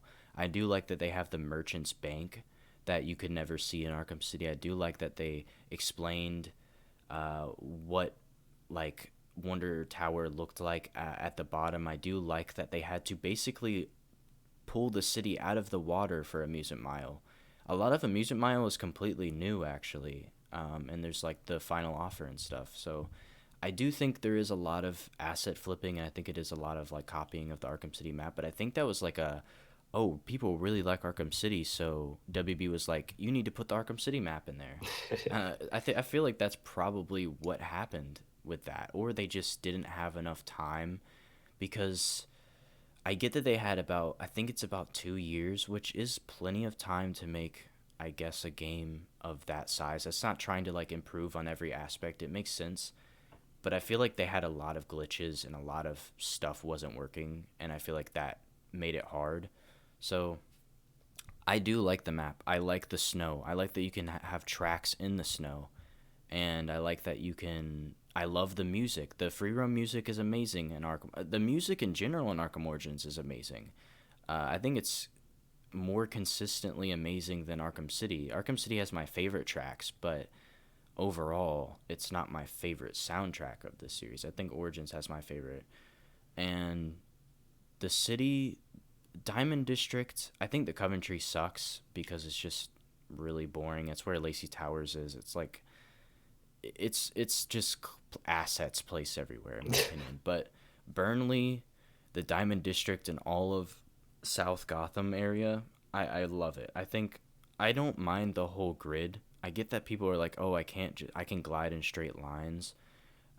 I feel like there's a lot of stuff in the way. Like the snipers do get annoying or whatever, but I don't know. I like it. I like that there's skyscrapers, and I like that they have really good assets for some of the skyscrapers. Like there's these really cool like not really gargoyles, but like these statues on the side of some buildings that are really cool looking. And I like the signs, the neon signs they have everywhere.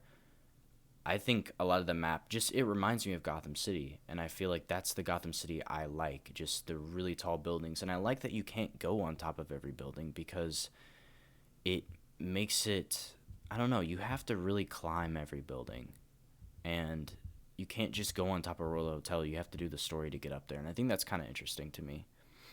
But I feel like I get Yeah. why other people like they don't like the Pioneers Bridge. I like the Pioneers Bridge, not necessarily because I like going over it, but from a map perspective, it's a genius idea to make the map seem way bigger than it actually is.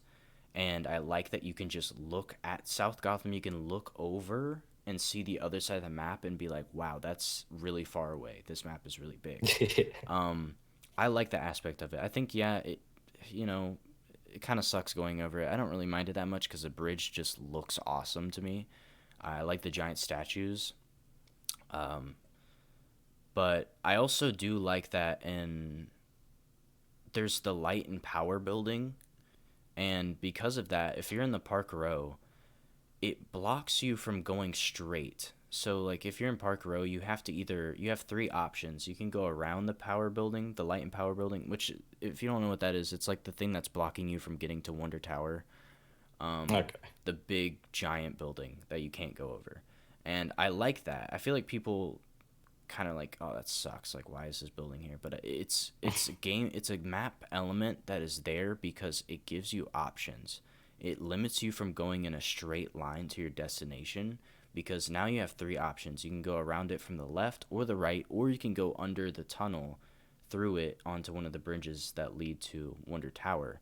And I think that's such a good idea to break up the map. And they do the same thing with um, the giant mall, the Hamilton Mall in the Diamond District, and a few skyscrapers you can't just glide over, and you have to go around them. And I think that's a good element to have. And I think Arkham Knight did not have any of that actually, and I think that really hurt the game because you can just go in a straight line anywhere you want. Uh, and if you have the new suit, you pretty much grapple like a good 3 times and you don't have to Yeah. grapple ever again. You're gliding so fast that it doesn't matter. And I think that was something that hurt Arkham Knight. Um but I also really like the cutscenes of the game. The cutscenes were apparently outsourced to another like Company. company to do them, and I think some people don't like that. Oh, it's like obviously different graphics. I actually like it. It looks like a film. and I love the colors. I love the action. That's one of the main things I like about this game. The action sequences and everything are just amazing. How do you feel about the cutscenes? I think that look, they didn't age incredibly. Like when I was playing the game on PC, there was clearly a difference. Like I was like, okay, the game looks really good, but the cutscenes are Yeah, like, there's okay, there's a this is clear difference. difference. But I thought they were great. I thought they were a great inclusion. They definitely help some moment really have a pop to them, and like like when Bane's like, hey, like when Bane learns about who Batman really is and all that sort of stuff, and those sorts of cutscenes, even just on the roof with Killer Croc and in the very beginning, and you just it feels like the cinematography is really The lighting someone and really cinematography is someone really well really done. thought about, okay, this isn't just going to be, hey, this is the character, this is the enemy, or whatever it is. This is It felt like a movie, like they're directing a yeah, real movie. And that's, I think it has the best cutscenes in this series. Not necessarily the best story all the time, but I think the cutscenes are just so well done because they're so expressive. Like you can tell what Batman is thinking in all those cutscenes. You can tell how Batman or Bane feels and Joker feels. They're just so get the characters right. The angles and cinematography is so well done. It's just I think the cutscenes is one of the things that really sell the game for me. And I know some people are like, it's not a movie, dude. Like, but it's not just the cutscenes, obviously, but the cutscenes are amazing. yeah. Um, I think the next thing to talk about is the boss fights. How do you feel about the boss fights? Um, I like a lot. Like you said, they're not. There are some duds in there for sure. Copperhead, I was, you know, I can say nice things about a lot of things, but it doesn't mean like there isn't problems. Copperhead Yeah. is rough, and so is Shiva's just disappointing. I wouldn't even But Bane, consider I wouldn't even yeah, consider Shiva a boss fight. Like it's how just a let me limit it to the story boss fights okay, because cool. those are So all who is original that then? except the That's Copperhead ones. yeah. So we've got Killer Croc who feels he he kind of has like the previous game's Bane's almost role. He's a great intro boss. Yeah. Like People get you criticize the boss familiar. fight for being simple, but it's like, yeah, that's the It's the point. first boss. It's the first boss fight. Yeah, so he's really good. My favorite encounter, I really enjoyed the Firefly Bridge, just how Yes. much it changes. It's So really, good. really well done. There are some like it's not the most challenging, but I don't play the Arkham games for challenging boss fights. I just want Yeah. fun boss fights. So Firefly's really fun. But my favorite was when Bane finally turns, The TN1 Bane. yeah, That and you have that to was a good actually one. hide away. I was like, oh, okay, so Yeah. we're going different here, and it just feels he feels he feels tough when you fight him previously when he's just normal, and Dude, the he's Royal probably one Hotel of the hard. one, like my Yeah, friend was playing he's it hard. because my friend was just flew through Arkham Asylum in City. I was like, dude, you have to play on a hard on the next game. Like, I'm sorry, like Yeah. you're too good at the game. So he actually died like 20 times on the Royal Hotel Bane boss fight. And I think He's that's rough. good. I think that is good that it's hard. I think hard bosses are good in some games. Like that was Yeah. like a Dark Souls type boss. Like it took so long to get through that when you first play. I think the Deathstroke boss fight, which I just forgot about that one. That one was Mm. actually kind of hard for me at first when because I played the game as soon as it came out, like the day after I got the game. I was so excited for this game. Um, and that boss fight took me a while to beat because I didn't realize that there wouldn't be spikes on his head every time he was going to hit you. So Yeah. you had to really think about that. I really liked that boss fight. I don't necessarily like the location. I thought it'd be cool if it was like on a rooftop or something, but the mechanics of the boss fight are amazing because it's all about countering and stuff. It's about you being equal. And I like the Bane boss fights. The TN1 Bane is great because it's sort of like a Mr. Freeze type situation. And it makes Yeah. sense because both of them are very smart characters. I know TN1 Bane isn't very smart, but like it makes sense for the characters in general, that they would get this type of boss fight where you have to really think about how you're going to beat them. I really like that. It was also something scary that it was one of the first times that I was as scared as I was doing the Killer Croc boss fight.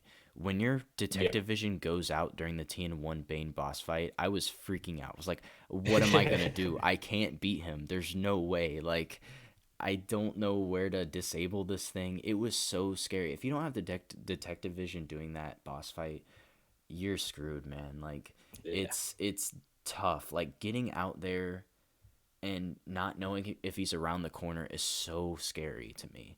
And I really like that. My favorite boss fight has to be the Firefly one because it's just so action packed. And also, just like how Solomon Grundy's in Arkham City and Clayface never expected Firefly to be in an Arkham game. It's such an unknown character, and a lot of people find him to be like a joke, kind of like Killer Moth. So Yeah.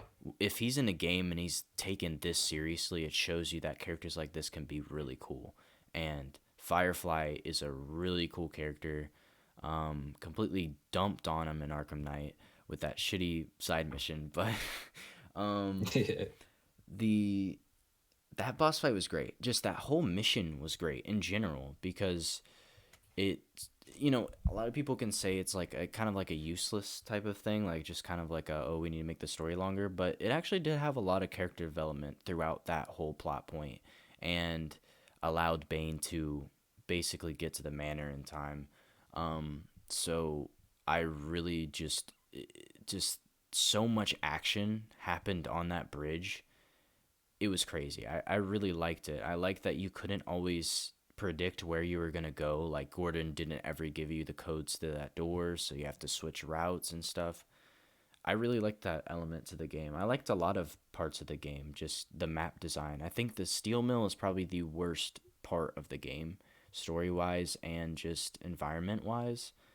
Yeah. Everything else to me is just amazing. I love the sewers. Everything is just as atmospheric as Arkham City did them. Um, Maybe not as creative. Like, Paul Dini came up with this whole freaking underground city type story. Like, that's amazing. But Origins definitely did some good environmental indoor locations. Yeah. 100%. And I think I think to finish Origins off with that before talking about the DLC is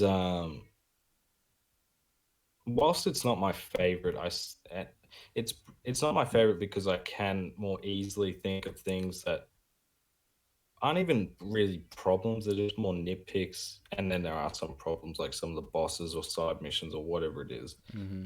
But for an origin story, it does a lot right, and I still, like I said at the start, I all of these games have great elements to them. A lot of them, I enjoy all of them, and just because I don't think Origins isn't my personal favorite. It's not my least favorite, or it's Yeah. not a bad game. I just I personally think enjoy. Yeah, ranking the games kind of defeats the purpose because I think all the games are good in a yeah, sense. And I don't think any of them should be demoted to like a bad game. I think Arkham Knight, which I guess we'll get to soon, I don't think it's a terrible game. I think it's enjoyable for the most part. But the DLC for Arkham Origins, there was a few DLCs. I think the main one to talk about is Cold Cold Heart, obviously. yeah, The DLC suits were kind of all right. I think there's a lot of low poly, or not low poly, but low quality textures. I don't know if that's just because I yeah. played That it on Xbox, but there's just No, I yeah, noticed that on PC as well. It definitely felt like kind of it just pixely. felt weird. Yeah. Yeah. That kind of annoyed me. I did like the suits they had though. It was a lot of unknown. Like Arkham City went out with the really known, except the Sinestro Batman. That was kind of just a weird one. But all of Origins just had a lot of suits that I didn't even know existed. So I thought that was interesting. I also liked Deathstroke was a cool person to play as. I don't have his DLC anymore, but I remember him being awesome. The Initiation DLC was all right, but I think Cold Cold Heart is definitely, in my opinion, I feel like other people would respect the opinion that is the best DLC in the series because not only I get that it's still like I the Harley Quinn's Revenge is just the industrial district and that's just the DLC map. But I think the Cold Cold Heart offers a little bit more difference when it comes to like putting the map in the DLC because not only does it's like in a sunset location and I love the sunset. Like it looks so cool to me and they had this color scheme of orange and blue in the Yeah. DLC and it was great. I love the sunset. I just the orange just the all of this the buildings in the background are like this orange color. It just looks so well done and I don't know, like the suit just has orange lines all over it and I love the freaking batarangs and stuff. We didn't even talk about the electric gloves, but the electric gloves, the new detective mode we didn't talk about is really innovative. I thought it was fucking great. The electric Yeah. gloves are It's really the good. best detective mode. It is the best. It actually Arkham Origins makes you actually like feel like a detective, and you actually have to find things more than you would in Arkham City. Arkham City is Yeah. just like find this bullet hole or some stupid crap, and it's like Origins really highlighted what it meant to be a detective for Batman, and I thought they did it best. I thought they did a detective work the best in that game. But now you have like heat gloves and heat batterings. I really liked that part of it. And I liked Mr. Freeze. But how do you feel about? I'm pretty sure you said it was pretty good, right? Or did you even Yeah. talk about it? I don't Yeah, even I did remember. talk about it. My issue was with the uh just the not even the gameplay, it was just like kind of going back and forth Yeah, between out of Gothcorp and oh, stuff. yeah, I was like, I could have done without this, but um I love the gameplay. I love the aesthetic of this DLC. The music was I a whole new oh, soundtrack. A lot of it was, and it was pretty good. yeah. And I really enjoyed the Mr. Freeze Batman relationship because Yeah, Mr. Freeze doesn't really have any interest in Batman at the yeah, start, and it doesn't really towards the end either. It's just like he has this mission he's going on. If you're in the way, you're in the way. yeah. It's very. The story is clearly just the animated series, which the animated series Yeah, basically defined what Mr. Freeze was and made it who he is. So you know, obviously people know Boyle. Like if you watch the animated series, you know Boyle's like the bad guy. yeah, But I feel like it offers a lot. Yeah, it is back and forth. That is one thing I don't like about it. Like, oh, I gotta get these parts now. Like that's kind of stupid. Um, but I like the gameplay. I like that there's new character types and everything. There's a new suit. There's a lot of new gameplay with like the ice sickles and stuff. And I like Gothcorp. I like they did do like subtle changes to the map. They added a few billboards and they added like the giant statue out in front of Gothcorp holding up like a giant pipe. Really cool. Um, there's also well, let me touch on the story. I think what I like most about the story is that Batman Mr. Freeze has this idea that Batman he has this idea that no one cares about like Nora. Like he's the only yeah, person who cares. But Batman does care. But he doesn't understand because Batman is trying to fight criminals and he is a criminal, so he's just in the way. But I like that it's like I don't remember the exact line, but the ending line that Batman has is that he can't serve like revenge or something, but he can serve justice, and he agrees that Nora should not be killed, and he agrees that Boyle should be arrested for his crimes. So it's Yeah. like a good element that Batman isn't just this biased like you're a supervillain, so I'm gonna put you in jail. He actually understands and can sympathize with Mr. Freeze who lost his wife. So I thought that was my takeaway from that story. I thought that was the best element of the story. Um, but I also like this because there's like a side mission within the DLC. The Anarchy. There's like an Anarchy side mission within the DLC, and I thought that was Yeah. fucking awesome. Like Harley Quinn's Revenge didn't do that. This is a step up. Yeah, 100%. It was cool to have a side mission. I still overall just loved, when I say I love the story and seeing Harley Quinn process the grief, like I love that story. But the DLC here was still really, like, I love Mr. Freeze as a villain and just as a character in general. So I Yeah, love seeing that origin between him and Batman, um and you just kind of learn more about it. Again, the Arkham games really do a good job of making you interested in this universe enough to go and say, hey, who's this yeah, character? Like, I didn't know who Boyle was. At Like, I couldn't remember. I was like, who? I feel like this is yeah, someone important, and then you just learn more. So it just is, for DLC. It's really good. If this was a main game store, I'd be like, oh yeah, yeah. but that's It's most DLC. yeah. I like it. I just like the feeling of going through Gothcorp and you have this really cool like DLC specific music for Gothcorp and everything's frozen and I just love the blue and orange color scheme so much. Like I like that your suit will also there's a lot of like small details like your suit like the colder it gets the more like snow or like your suit will get more frozen. Yeah. I thought that was a really cool element. Um, yeah, there's not really much to say. I do want to move on to Arkham Knight because I feel like this is taking a long time. Um, Yeah, no, I think it's been like almost two it's hours we're it done. has been yeah, Nice. it has been like 2 hours. Holy Whew. crap. Okay. Well, let's get to Arkham Knight then. Yeah, okay. So Arkham Knight is that this is an interesting game. I can make a whole podcast about Arkham Knight. I'm making a whole series of retrospectives, which I don't know how long it's going to take, but I'm making a whole series about Arkham Knight. Arkham Knight is a complicated game.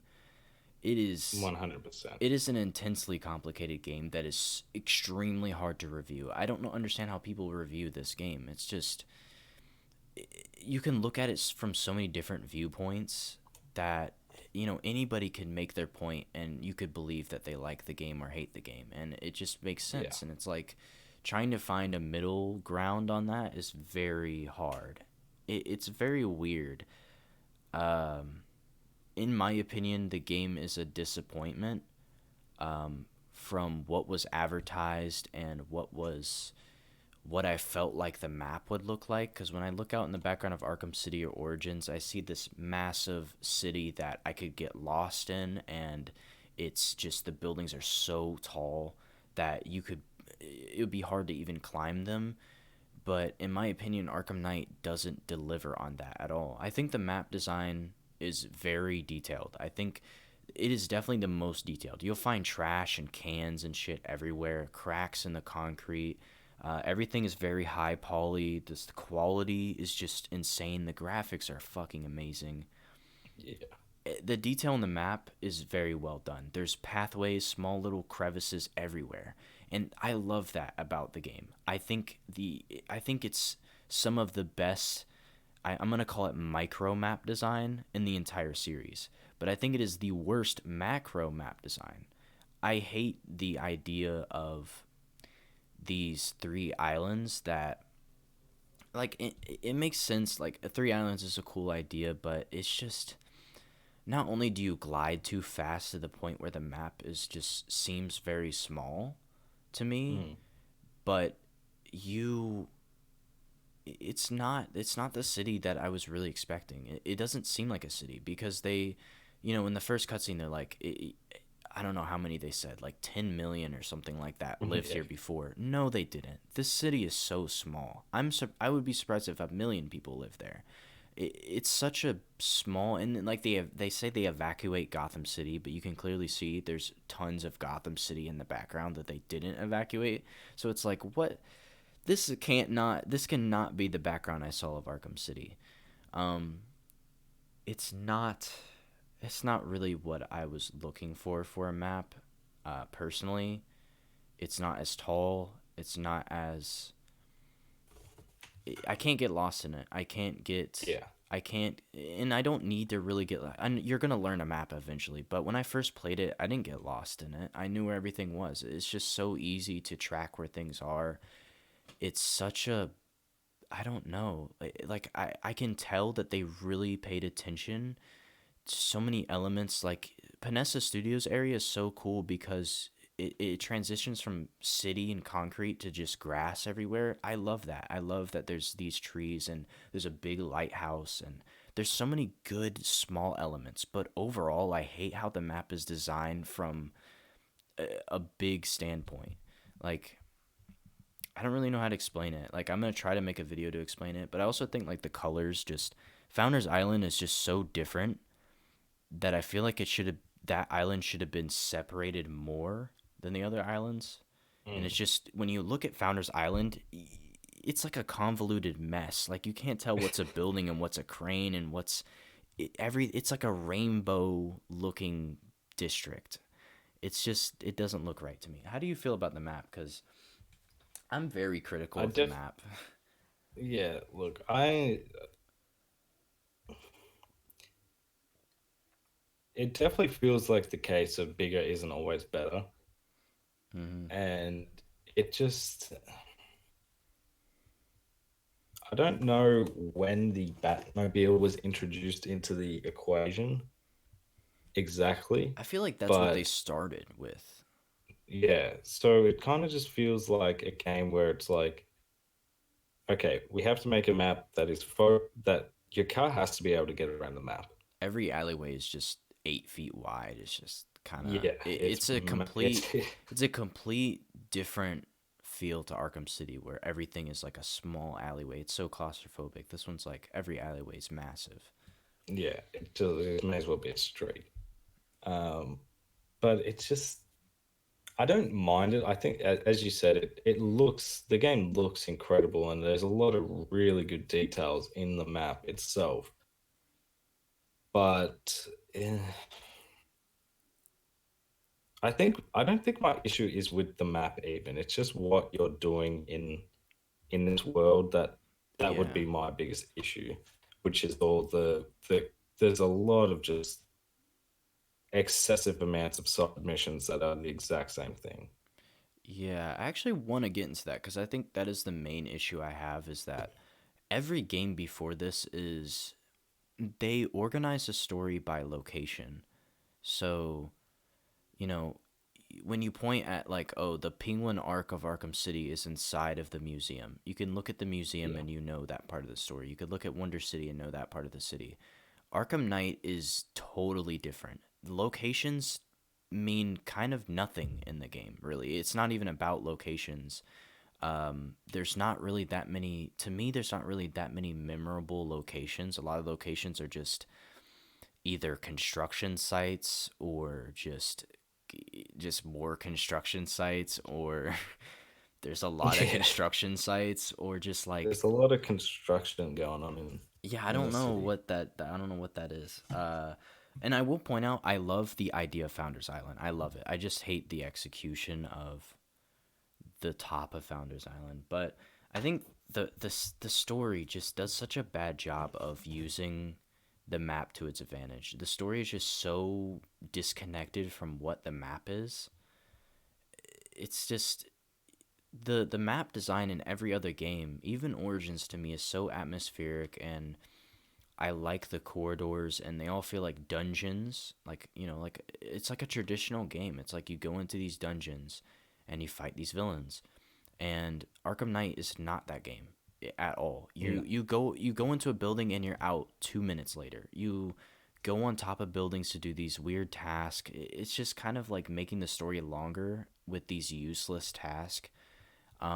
There's a few memorable locations, like Stag Airships was generally pretty good Oh yeah. location. I really liked that. I always wanted to go into a blimp in the game. I think Panessa Studios overall is a good idea. It's kind of bland. It looks like another like I know it's not a construction site, but because it's just a bunch of unfinished sets inside Yeah, of the it theater, feels it like looks like under construction. another construction site. Like none of the there's no big grand building. Like there's no museum in Arkham Knight. There's no Royal Hotel in Arkham Knight. There's none of these grand locations that kind of make it easy to memorize the story and kind of organize it in your mind. And none of the locations really benefit what the story is, in my opinion. So that's my main issue with the game. Like, I just, you do a lot of these useless missions. Like, can we talk about how the first like I guess hour of the game is just advertisements for the side missions. It's Oh yeah. excessive. Like you're doing a mission, you're doing a side mission. Now you're doing this, now you're doing that. It's like you're switching everything up 2 minutes after. Like it's crazy. Yeah, at the end of it, that is something I noticed because I made a point to make sure the recording was as easy as possible. When going back and finding footage was to do the main missions and then do the side mission. But at the end of every main mission, they're like, "Oh, hey, this is happening over here. You should really go and Yeah. check that out." It's like, well, I just want to do the main story, so I'm just gonna keep going. At But one you can point they keep just telling me all you force want. you to. Like a few times you have to wait for the story to act again. It's like never happened in any of the other games. Mm. Yeah, and it's just like I do enjoy some of the side content.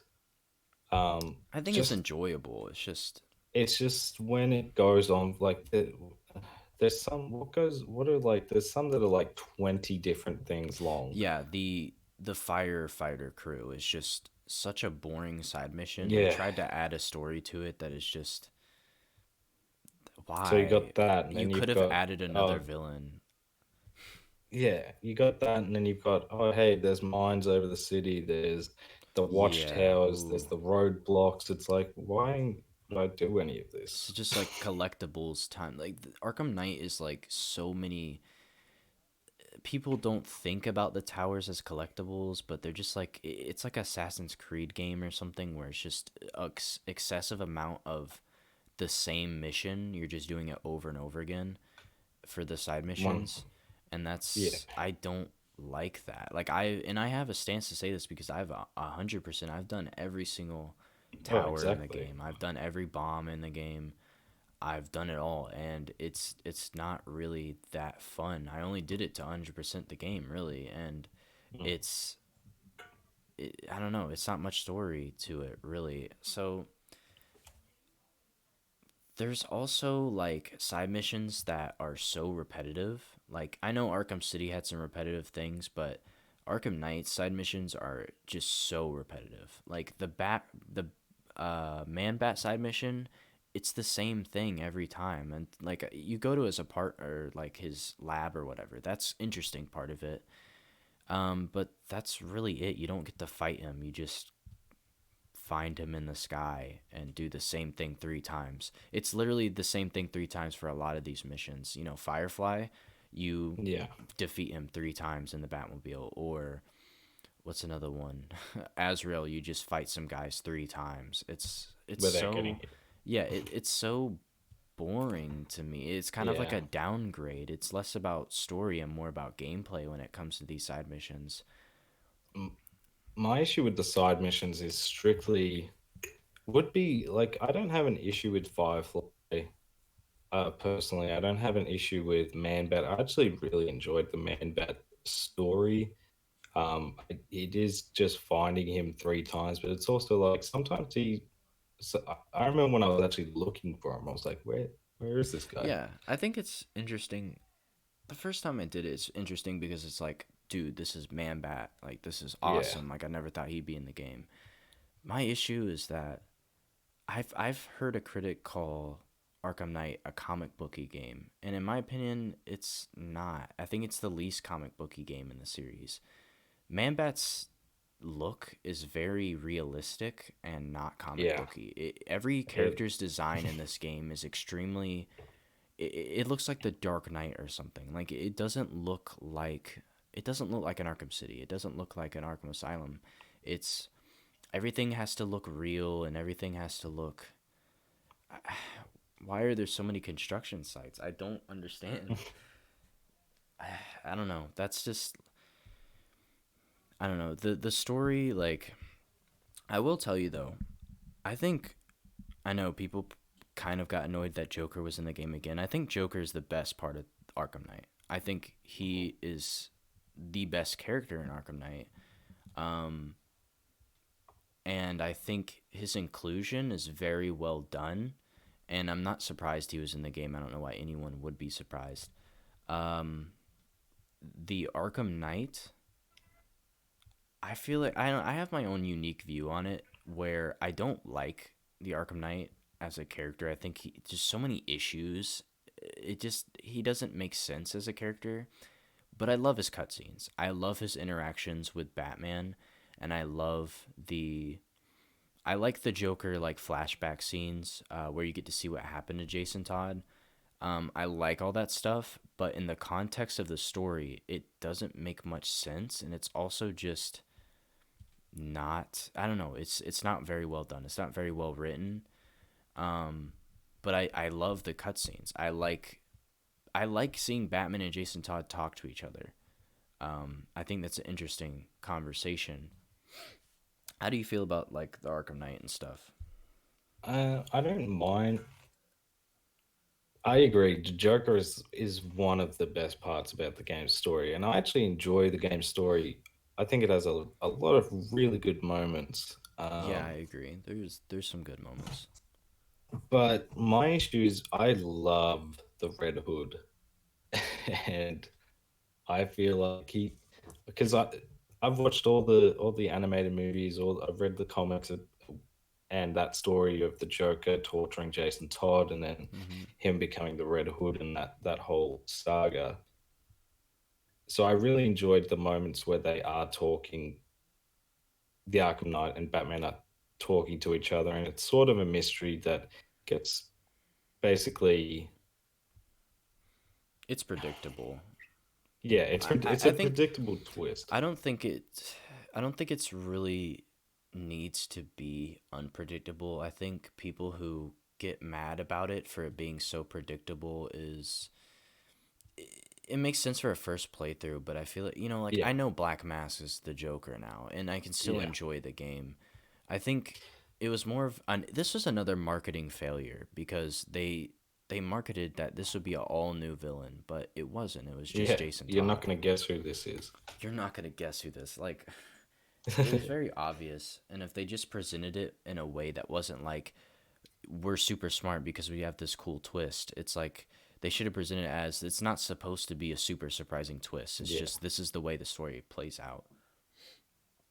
it's I just didn't like when it was like,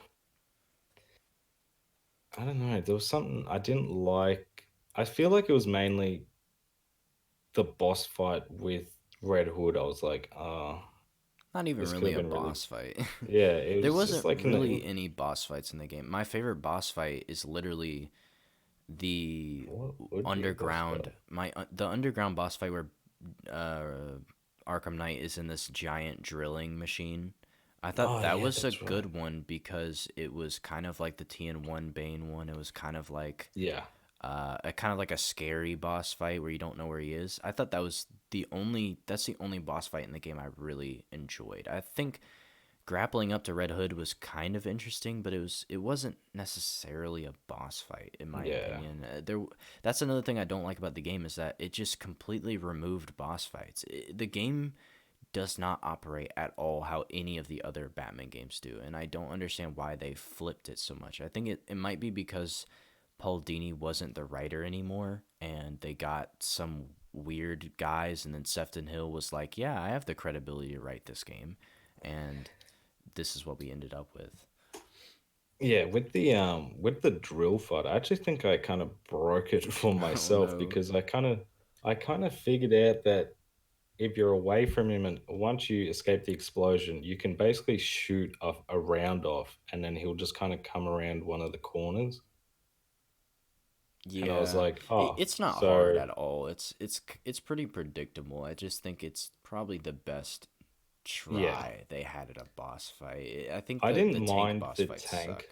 In my I opinion, didn't they're not great. the Red Hood tank fight where you kind of like because it is so that thing will just destroy the Batmobile, Hmm.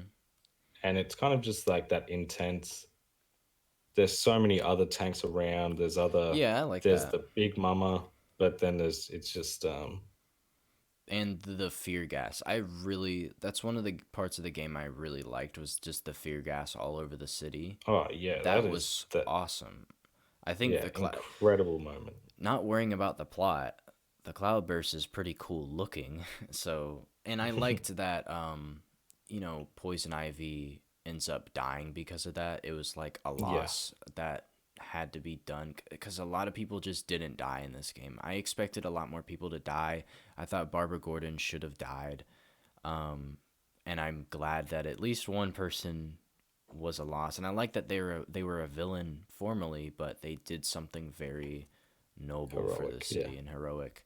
Um, can we talk about how the Scarecrow could not have known that Batman was seeing Barbara Gordon kill herself, and that he somehow knew that would happen? And I actually didn't even think about like I wrote that video and I did it and someone brought it up in the comments. I was like, yeah, "Oh my you really god, think you about are it, and you're like, right." that makes no sense. Like, there's a few other things like that. I can't remember off the top of my head, but there's a few other points in the game where like these things just don't make any sense. Um, but that's like the main one people have Yeah. an issue with, and I just completely understand it. It's ridiculous that you could write that and not see that. Like, I don't know. Like when you first look at it, it's a cool plot point until you Yeah. realize that happens. You're like, wait, that just doesn't add up at all. And like the Arkham Knight even knows it too, and it's like, how do you know this? How do you know I'm seeing Yeah. that? Yeah, it's it was when that comment when I read that comment I was like, "Damn, I did like I had to retell that story so hard and I was just how did I not even think about that?" Yeah. I just was thinking about, "Oh yeah, Batman's perspective, Batman's perspective." Was like, "Well, how did they know Yeah. that's what he saw?" It's just yeah, it's a plot hole for sure. There's definitely I feel like I got pointed out a couple of others, but I was but they're not that They're not big, that I big. wouldn't say. I Yeah. went That like one's a big one. plot holes. I don't think always detract. Like I saw someone trying to criticize Fallout 3 for a few plot holes, and a lot of plot holes, it depends on how impactful they are. And if they Yeah. don't really impact anything, then why do we care? So I think I don't know if there's other plot holes in the games that aren't really that big, but I feel like that one's a pretty intense plot hole that doesn't make. I feel like you can kind of ignore it until you just figure out about it, and you're like, damn, that's kind of just. It kind of just shows the writing of the game, and like the level of writing in the game is just kind of very convoluted. Um, Yeah. but yeah, I think the main thing that just disappointed me was that they hyped up a lot of storylines and had so much potential for a great story set up with the other games. Azrael could have easily been a main villain or anti-hero type of situation who could have been one of the main characters of the game in the story, because Azrael's such a deep character. He's this character who is split between good and evil and being Yeah. manipulated and stuff. And in the comics, he's had a lot of struggles. His first run was pretty bad. He's a very weird character, but over the years, he's such a symbolic character because Azrael, I actually looked it up. It's like this Jewish and Arabian angel. He's like a death angel, who has been rewarded the power of declaring if people are dead or not. I think he's kind of like death or like the Grim Reaper in a sense. Hmm. So you could have done a lot with symbolics in this game with Azrael. You Yeah. could, and his whole side mission was like, literally his side mission is basically why the game has a burning logo. It's why the game has everything is like molten. It's because of Azrael's side mission from Arkham City. So Yeah. how is he not important in this game? He's kind of just this side character who doesn't matter at all. And the fact that they called the last mission Nightfall, which is the story where Azrael becomes Batman, is just a whole like why would you call it Nightfall if Azrael isn't becoming Batman? I feel like they could have done so much with that. And Scarecrow like could have done more with his fear toxin. I did like the Joker element of it, but I don't I know. love the Joker element when Batman finally lets is like, okay, I like when you're playing that first person's perspective as the That Joker. the ending is so good. I don't Yeah. like the ending. I really don't like Scarecrow in this game, but the ending is more about Joker than it is about Scarecrow. And I love the 100%. ending. I think the ending is very strong in this game. I love the Joker. Just there's a lot of psychology behind the ending, and like I like how just Batman becomes the Joker. In real life, you can Yeah. visually, like, obviously he doesn't actually become it, but it's like it's showing you that he's like completely changed mentally, and Scarecrow's just like, what like, why is he not scared? He's laughing and shit. He's Yeah. crazy, and it's like Batman is such a different person than what Scarecrow thinks he is, and it's I think it's such a good element. I really like the ending. I don't understand people who don't like the Joker in this game. I thought he was Yeah. the strongest part.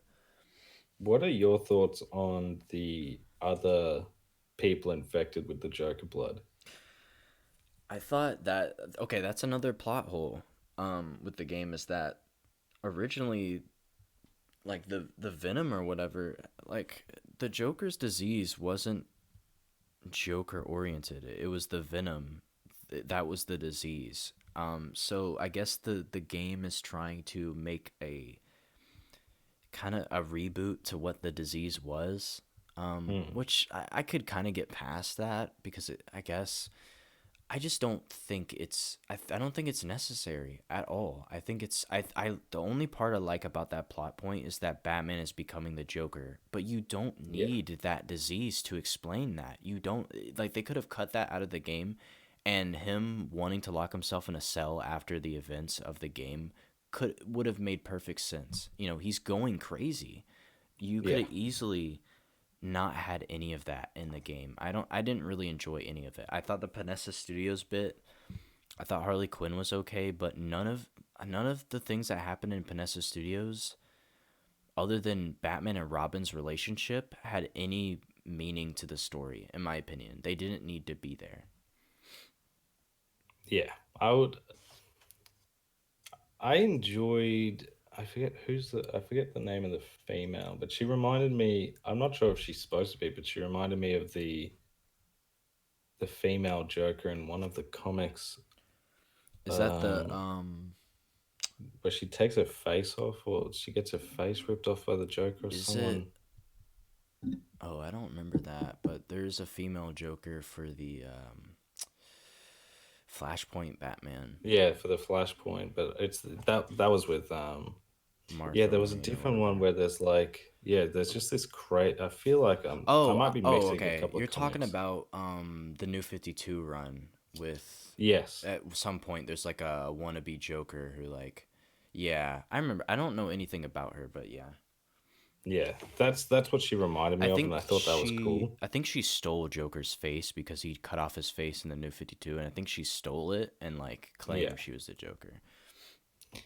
yeah, well, yeah, that's she reminded me of that. But there's The the big boxer. brute, Yeah. and then the singer who has a cool mission. I really enjoyed Yeah. I will that admit that mission. was a cool kind of segment. But yeah, just they kind of just were like, like this is kind like it's kind of cool to see.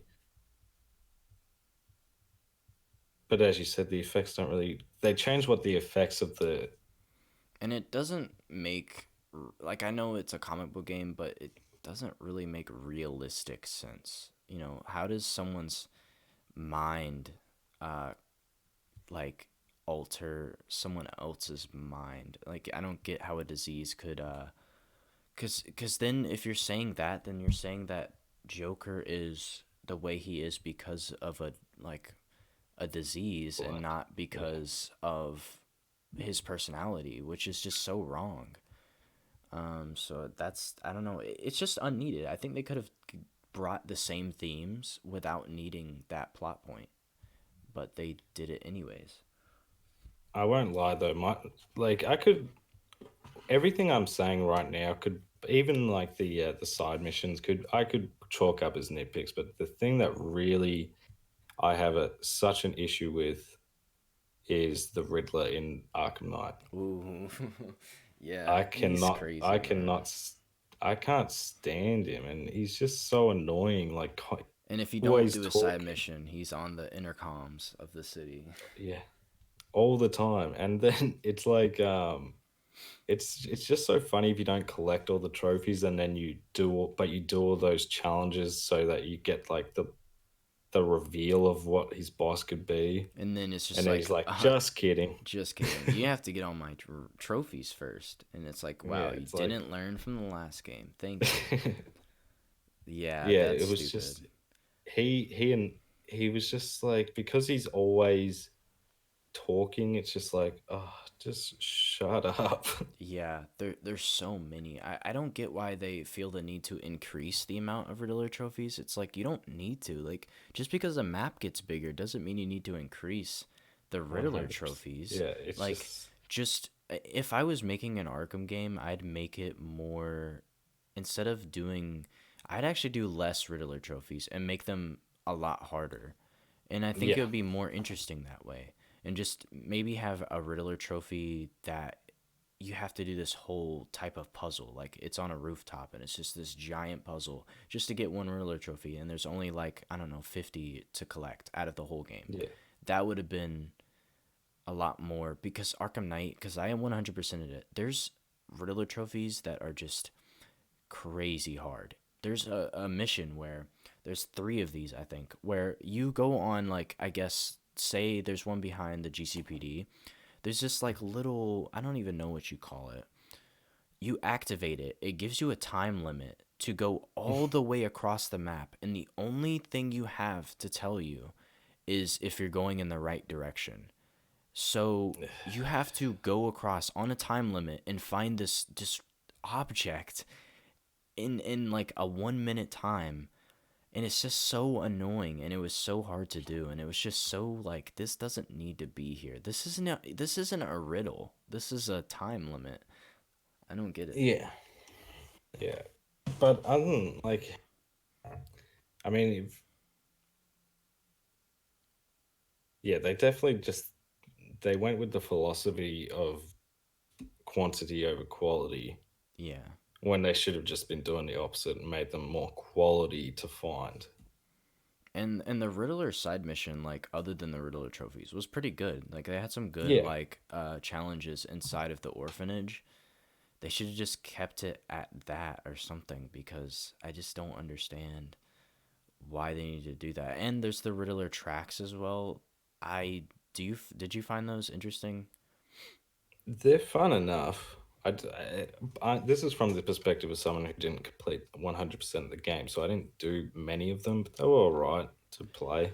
Yeah, I've completed it, and like the last race is super hard, but I guess that makes sense though. But yeah, I feel like if you're gonna do just the Riddler takes up so much room. Like Yeah. Why did you need to do so much for the Riddler? You could have contributed this to the Azrael side mission, which it just deserves so much more than what the Riddler side mission has in it. Like the Riddler has never been a main character, so why are you giving him so much stuff? He Yeah. gets more screen time than most villains in the game. It's like doesn't make any sense. No sense at all. Um, in terms of positives though, like I really there's some aspects to the gameplay to the combat I don't overly like the shock. Electric dudes. Yeah, they are pains, so much pain. But I love the speed of the combat in this game. I think it flows really like it just has that fast pace that really it feels satisfying until you get to the electric dudes or you fuck Yeah. up a combo, but it just feels like it feels like you're the most powerful you've ever been, and also just taking out the rooms of enemies you will constantly have to take out is much larger, Yeah. so it makes sense that the combat is much quicker. Yeah, I think the combat is good for the most part. My only problem with the gameplay, and I'm gonna like try to explain this in my retrospective, is that rather than adding new elements to the game, they kind of just they add new elements, but it's more like okay, so the predator maps we need to make them different. But instead of making them different, they just add more obstacles to them. So like they'll add a drone or someone who can find you Yeah. if you turn on your detective vision, or a medic or something, or a minigun dude. It's like you don't need to do that. You don't need to make the game complicated to make it fun. Just Yeah. add new elements to the predator. You don't just add, I don't know. There's so many character types that whenever I go into a Predator room in Arkham Knight, it's just overwhelming. I don't want to do it because it's just so much. Like I have to take into account so many different types of thugs that it's just not fun. It's kind of stressful, especially like the bank, the Two Face side mission, which I will admit there are actually good dialogue for a lot of the villains you get at the end of the side mission. Overall, though, Yeah. they're just the same thing three times. But yeah, gameplay. I do the combat. I feel is way better than the Predator because you have stuff like the AX where you can like use the environment. That is actually fun because it's like a cool thing to look at, and it's a gameplay element. There's they didn't really add too much, but there's a few new moves and stuff you can do, and I feel like they did okay with the combat. I just don't like a lot of the character types. I feel like they should have just changed the fundamental of what the combat was and not just add to the character types that you have to fight.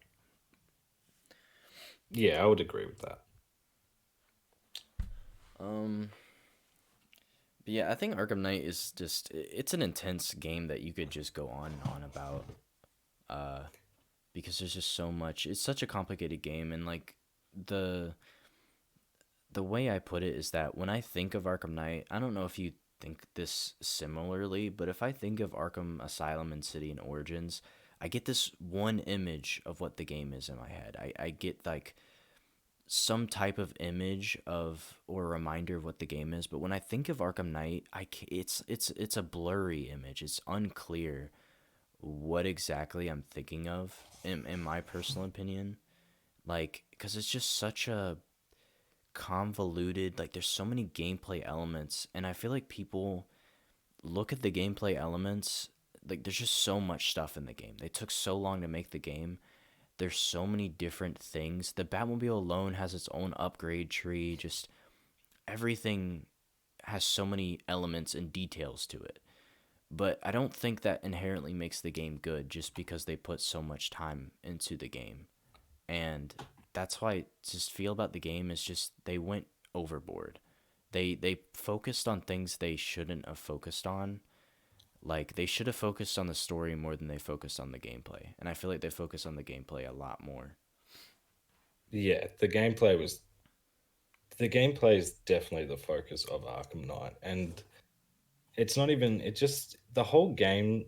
I still enjoy the game, but the whole game does feel like the let's ramp up how much stuff there is instead of how good everything is. Yeah, it's instead of making a quality, like a really high quality type of story, they just stretched out the story and just added a lot of like quantity over quality type stuff. You know, the amount of times like you are like, oh, I can't get into the stag airships because there's some tower over here I need to take out. It's like, why? Like, that doesn't need to be there. Just send me to the stag airships. You know, just stuff that didn't happen all too often in the other games just happens so much here, and I just don't like it. It's too repetitive. Um, yeah, there's just so many small things I could talk about with the game. But overall, it's disappointing to me. I think it's a good game to. I think it's worth its price. I would think, but it's not the best Arkham game. I think most people agree it's not the best Arkham game out of the Yeah. series, and that's just kind of I don't know. I don't really know what to make of it because I'm still thinking about it because I see people have really good arguments. Like, there's things like you can glide down and touch down on a car and the car will destroy, or like you can during the Killing Joke scene, like where Barbara gets shot in the back, you can actually like mash the buttons and the scene will go by faster. Just these small details like that are just like, yeah, Arkham Knight's a very detailed game, but I don't think that inherently makes the game good because it's like you focus on those small details after you make a good game, not just make that the game, in my opinion. Yeah, it's definitely it's a game of you can nitpick this game so incredibly hard. And not even just nitpick, not even nitpick, but like there are definitely some issues, um, some glaring issues, and there's nitpicks. And then I just like to, if I was to say, if someone to say, hey, what do you think of Arkham Knight? I would say it's a good game, but it's not the best Arkham game. That's exactly what I was gonna say. I say it's a good game, but it's not a good Arkham game, in my opinion. Um, or it's not the best, I guess. But yeah, I don't know. I think we should move on though, because this Arkham talk went on for a long time. I don't want Yeah. to go on. I don't want to like waste too much of your time because I feel like this podcast. No, Holy no crap. stress. So yeah, this I do want to get your thoughts on like just really quick how you feel about like if you've heard any rumors about the new game, like the Court of Owls game. Have you heard about that? I've heard that it may exist, Do you and that'd be about it. do you like do you have some sort of like dream Arkham game? Like what would be like if you were to do a Batman game, not even just an Arkham game, but a Batman game, like what is a general idea of what you do? I was thinking about this for the past couple of days, and it's really hard because I think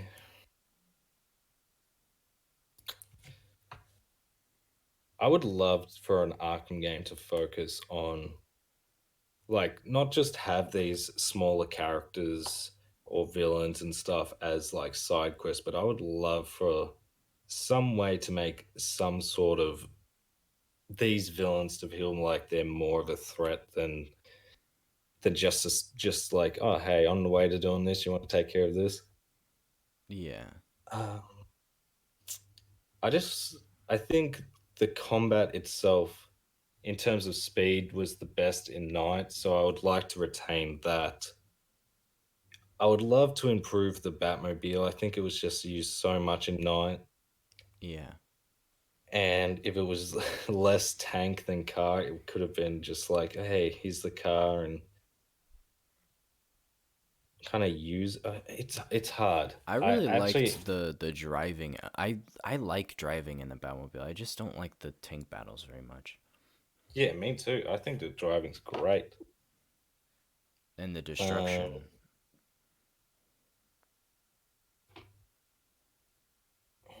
Who would be yeah, your I main actually don't villain? know. Do you have like a main villain? It can't be the Joker though. Yeah. Main villain wise, there's a lot you could do with Freeze. Hmm. There's a lot you could do with Bane's already kind of had like even though the Joker was kind of the main origins, it was also Bane as well. Make it Black Mask, but for real this time. That should be the Yeah. promotion of the game. Is like it's Black Mask, but for real this time. What? Um, if you just want to give me a couple of seconds, I really need to piss. Oh, okay, yeah, that's fine.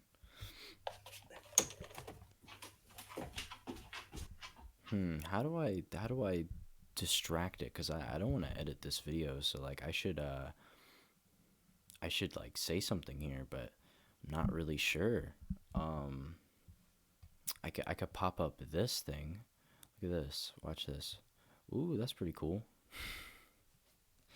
That is pretty cool. Um, yeah. I'm just gonna sit here because I don't feel like editing the video. Um, I hope you guys are enjoying so far with this awkward segment of the podcast while we wait patiently. Um, it's pretty interesting. Yeah. Dang. Um, what can I say? I guess we're gonna continue to talk about Fallout, but I don't want to make it too long because we're going on for a long. I didn't think it would talk. I don't think talking about Arkham would take so long.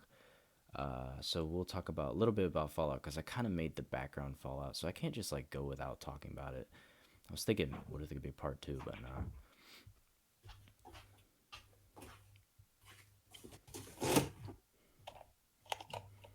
Okay, now I Hello. can think straight. All right. Um, yeah, you don't have to um, go into extreme detail. Like, if I was to do an Arkham game, I'd make the. I think I like the idea of a Court of Owls game, but if I was to do villains, it would be more just villains no one has heard of, or I'd try to do villains people consider to be bad characters and make them into good characters. So, like, Prometheus is pretty bad in the comics, but the idea of him is great. And I think yeah. Killer Moth, it has such potential to be a good character, but people just can't move on from him being a joke and just not switching his costume from his golden age costume. And that's what I do for a new Arkham game is I'd add like like the Rat Catcher, Prometheus, maybe Mad Hatter is like a main villain, maybe Riddler as a main villain, but just not annoying, and just Killer Moth or a lot of unknown villains no one knows about, and Maxi Zeus is another good one you could do. Um, that's what I would do. with with a Batman game, would you explore any other settings? So you know how there's That's like difficult. there's a pirate Batman, there's the Knights um, Batman. no, I probably wouldn't. I probably would be like, I would definitely want Gotham City to be the main port. I would, because I feel like they still haven't perfected it. I still don't think there's a, I don't think it can be perfected, but I feel like there's still so much room for improvement when it comes to a Gotham City map that I feel Yeah. like it just needs to. We need to keep doing it until we get a really good one, and then it could be like start going other places. And at that point, I feel like you should make more of like a either a multi-character game or like I don't know a Nightwing game or something or a Bat Family game at the Mm, or like a Batman and Superman game where you go to Metropolis or something. yeah. Uh, They could also do like I don't know if you played that. There was a Spider-Man game on the 360 where is it? Oh multiple wait, is it different Spider-Man like something in? What was it? shattered dimensions maybe. No. I think it was something in time or something. Yeah, and there was Because just all these I different never universes played it. Spider-Man. I never played it, but I watched a video recently about that game, and I've heard a lot of good things about how it's like four different Spider-Men from different Yeah. universes, and I thought that was super interesting. Like especially like the noir one and just the 2099 one was super Hmm. cool. Um, that was yeah, that's a cool game. Like if that, I feel like that would be a cool like type of Batman game where you explore different types of Batman or different types of maybe different members of the Bat family have their own Yeah. segment of the story. That would be very interesting.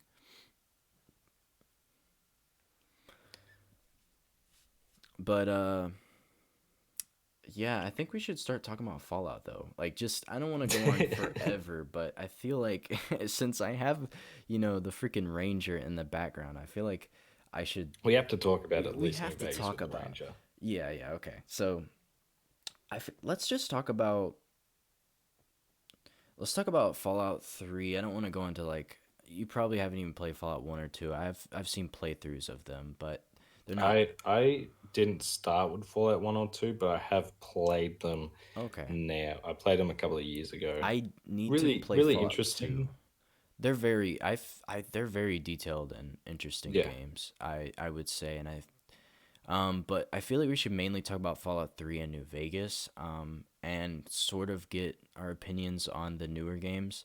But Hmm. Fallout New Vegas was actually my first game. But the reason I mixed it up earlier was because I played Fallout New Vegas at such a young age that I really didn't understand how to play it, and I just had Mm. no time. Like if I had to do something that was kind of like there's a lot of New Vegas quests that are you have to do a lot. Like you got to really invest your time into the quest, and for someone that is super impatient, like I don't know how old, Yeah. maybe like a 13-year-old, I did not want to do that. Like I had no time for that. So I just really like to explore the map, and I didn't really invest myself in New Vegas. Then I got Fallout 3, and I actually started playing the quest and stuff. And Fallout 3 is definitely one of my favorite games of all time. I know it has issues, I know it has plot holes, I know it has it's not it could definitely be more Fallouty than it is, but I Hmm. think for what they did for putting it in 3D and making the very first 3D Fallout game, I think Bethesda did a good job. I you know when you hear about my opinions on what they do now, you're I really dislike Bethesda as a company. I hate their practices. I hate I really dislike their morality. But Fallout 3 is a good game in my opinion. I think they did a good job with that. Um, you know, I don't. It's just a good game, and I always liked Fallout 3 more than New Vegas. But I recently came back to New Vegas to play those quests I never played again, and I played in survival mode, and I started discovering just locations I never saw, towns I never saw, NCR type of quest I never saw, like the NCR radio quest and like what was it, Camp Forlorn Hope or something like that. I thought like I Yeah. never saw that town when I first played the game, and I was like, how did I miss this? This is so cool, and there's so many quests in this area, and I just completely just skipped a lot of it just to explore the map. And then, this recent playthrough, I played like a lot of New Vegas. I played most of the quest I could, and before I really didn't like New Vegas. Now I really consider it to be a good game. Personally, I do like Fallout 3 a little bit more. But what's your views on New Vegas and 3? I think you're exactly right. But for Fallout 3 is a great attempt. It's not the most Fallout, but It's it's the the most first Fallout. try. Yeah. And it's the first like Fallout. It's the first and only Fallout feeling game that Bethesda made. Yeah. Um, it's just I'm actually like kind of in the same group as your mate with City. I've almost burnt myself out on Fallout 3. Yeah, I Eh, would say the same. Like I've played it so many times that I feel like I know that if I go back, I won't like it as much. So I'm Yeah. I'm just over time, I'm just gonna be waiting more periods to just play it again. Just like, all right, now I gotta wait 3 years to play it again. Yeah, that's exactly. I think I would have easily put over 1,000 something hours into I Fallout yeah, 3, I and easily.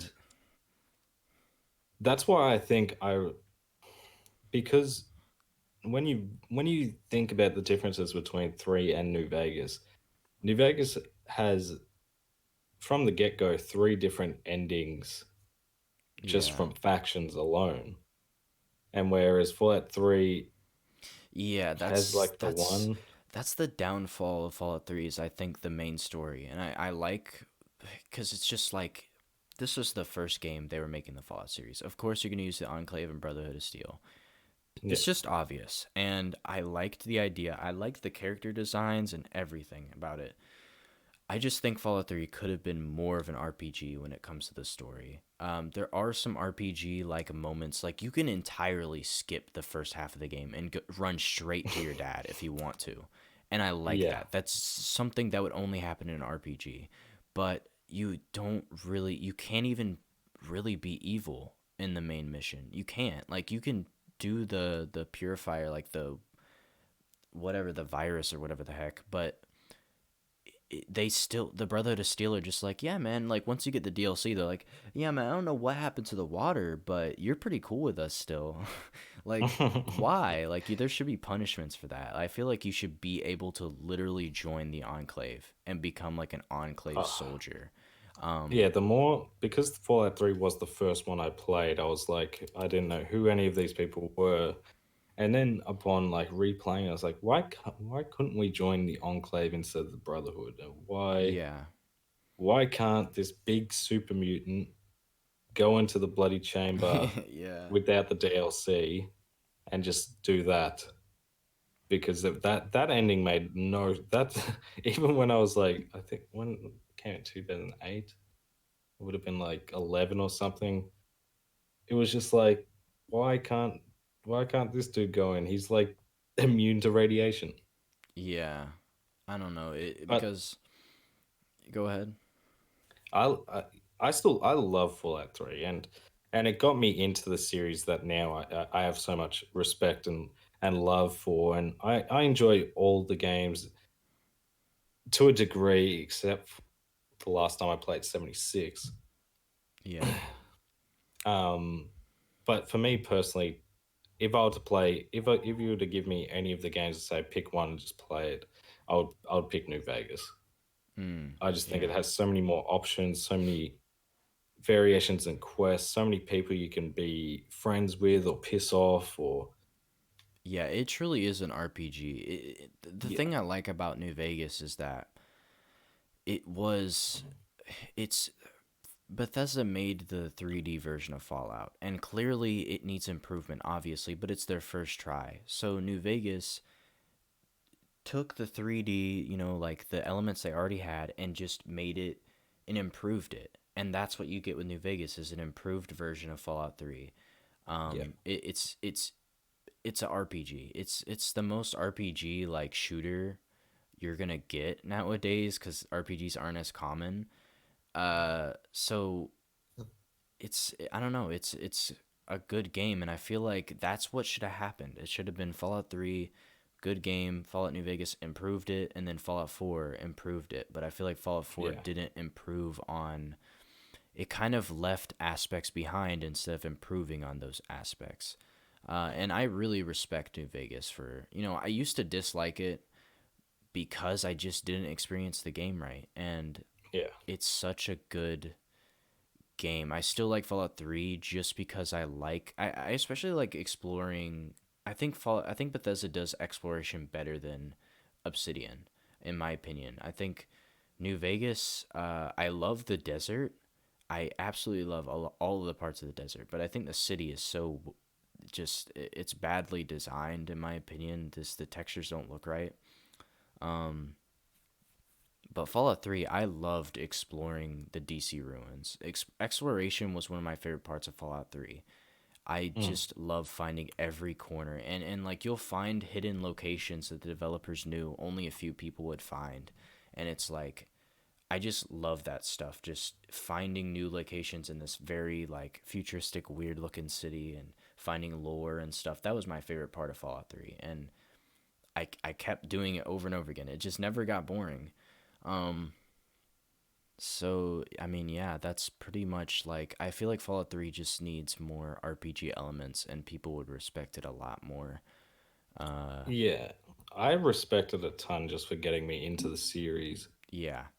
Just, I think it definitely is a like, it just is. I can feel like when even when I talk about it, I'm like, "What about this?" And it's all just, like, burnout from so many hours in that world, Yeah. and I've played a lot of New Vegas as well, but I don't feel like I've seen everything in that game still, Yeah, I feel like and it's just the city is a bit lackluster, but it is so cool to just see this strip after you've just been wandering around yeah. wastes and the Legion slaves and all this sort of stuff, and it's like, oh damn, okay, so there's actually some like central hub of Yeah. not chaos.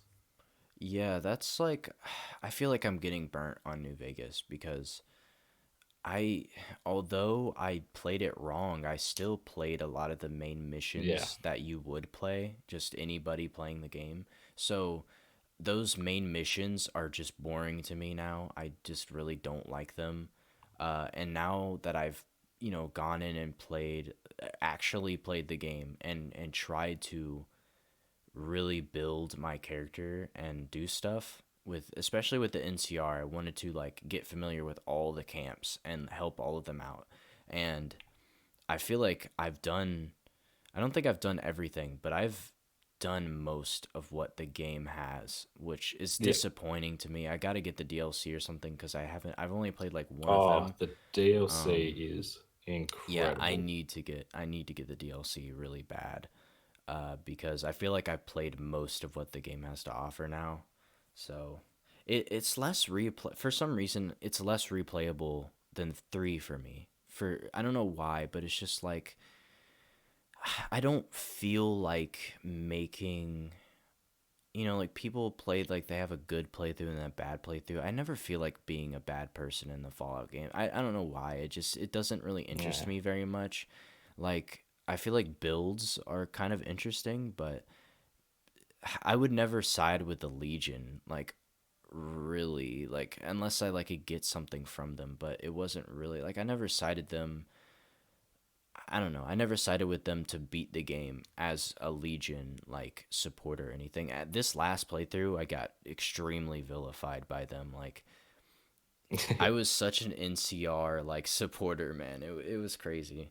Um, yeah, I just kind of feel like I burnt New Vegas as well. I'm really there's actually a New Vegas mod coming out called Fallout the Frontier, and it's been in like 6 years of development. It's this massive. It's basically a game. It's basically a Fallout game, but it's a mod. And it's no joke. Like they're right now they basically finished it and they spent months and months just optimizing the mod and making it Damn. a real game. Like I really sincerely recommend you check it out. It because I'm literally just gonna buy Fallout New Vegas on the PC just to get that. Like Yeah, it 100%. looks like a game. It looks like the progression of what Fallout should have been turned into after New Vegas, Hmm. and just kept improving and becoming an RPG. And it's cool. I'm really excited for that. And they have like a few gameplay videos. It looks really cool. Um, So, what are your thoughts after New Vegas then with Seven? so, oh man, so this is the thing. So I've only liked New Vegas recently. I've only started liking New Vegas a lot after I played Fallout 4. So I was a huge Fallout 3 fan before this. Hmm. And so Fallout 4 coming out, I wanted a Fallout 4 game like 3 years before Fallout 4 was a thing. I was looking up videos like, where's the next Fallout game gonna be? Like, is it gonna be in New York? Is it gonna be this? I was so excited because I just wanted another Fallout game so bad. And so when Fallout 4 got revealed, I kind of didn't believe it. I was like, there's no way. Like, a lot of people who made videos kind of just like, is this even gonna happen? Like, is Fallout just like not a thing anymore? Like, are they ever gonna make a new game? And they did, and I was so excited. Like, I was so excited for Fallout 4 that my first week of playing it, I lied to myself that it was good just to enjoy the game. And for the most part, it was like on the first playthrough, it is pretty. It's a good game. It's like Arkham Knight. It's Fallout 4 is a good game. It's just, in my opinion, it's a terrible Fallout game. It is a terrible Fallout game, in my personal opinion. Yeah. It is a good No, game though. it. Like, it's worth the price. It has a lot of content, but Fallout wise, I don't even know how you could call it an RPG. Really, I don't really know. They just got rid of skills. They got rid of, perks are kind of meaningless now. Just everything is so different. The dialogue option wheel is just, you think you have options, but people have tested it. Most of the Oh dialogue yeah, you get options result in the same thing every time. the Um, mods for the PC where you can see the different options in air quotes, and it's just yeah, literally the same word. it's the same thing, and it's like Yeah. it, there's technically different endings, I guess, but I really wouldn't consider RPG. And I'm such a visual, like, I love the visuals of Fallout. Like, Arkham and Fallout are my favorite game series because not only are they great stories, but they look like, I love the world and the way the world looks. So Fallout 4 completely just misunderstood what, I don't know. They just don't understand what a Fallout game is. You can only put it so far in the future. A Fallout game is not a forest game. Like, I don't want to see all these like weird brown ugly ass trees. Everything looks like Play-Doh in Fallout 4 to me. Like, just all the textures look like Play-Doh, and I just can't stand to play it. Like, I don't want to play it ever again. Like, I seriously don't. I've played it like maybe 3 times, and I've tried to like the game. I've tried so many times to like put, on Xbox they allow you to put mods, so I've tried to put mods to make it look like Fallout 3 or something, and it doesn't help. It doesn't look right. The stories aren't right. The characters, just everything looks like Play-Doh in my opinion. I don't like the new engine. Um and just the city is, everything's open up, so it's really laggy in there, and it's not like Fallout 3 where like you have a subway system that's creepy and then you don't know where you're going to end up next. It's like a mystery, but Fallout 4 is just like, there's a couple of areas in the city, like it's kind of boring. It's just the same thing. And I don't know. I could go on and on about Fallout 4. It's such a disappointment to me personally. I genuinely like Arkham Knight. I can understand why people like it, but as a Fallout fan, I can't really understand why people enjoy. I get why you can enjoy Fallout 4, but Not it's a Fallout game. you need to. There's no way you can sit there and say it's a legitimate Fallout game, and say it doesn't have as much faults as people say it does. It really is a very faulty game. I mean, you have infinite quests in the game that just aren't, they aren't really quests. It's the same thing over and Yeah. over again. There's so many broken pieces of the game. It's another glitchy title, which I guess is excusable, but um, yeah. The one thing I do like about Fallout 4 is the Far Harbor DLC. That is a Oh, bomb ass yeah. DLC.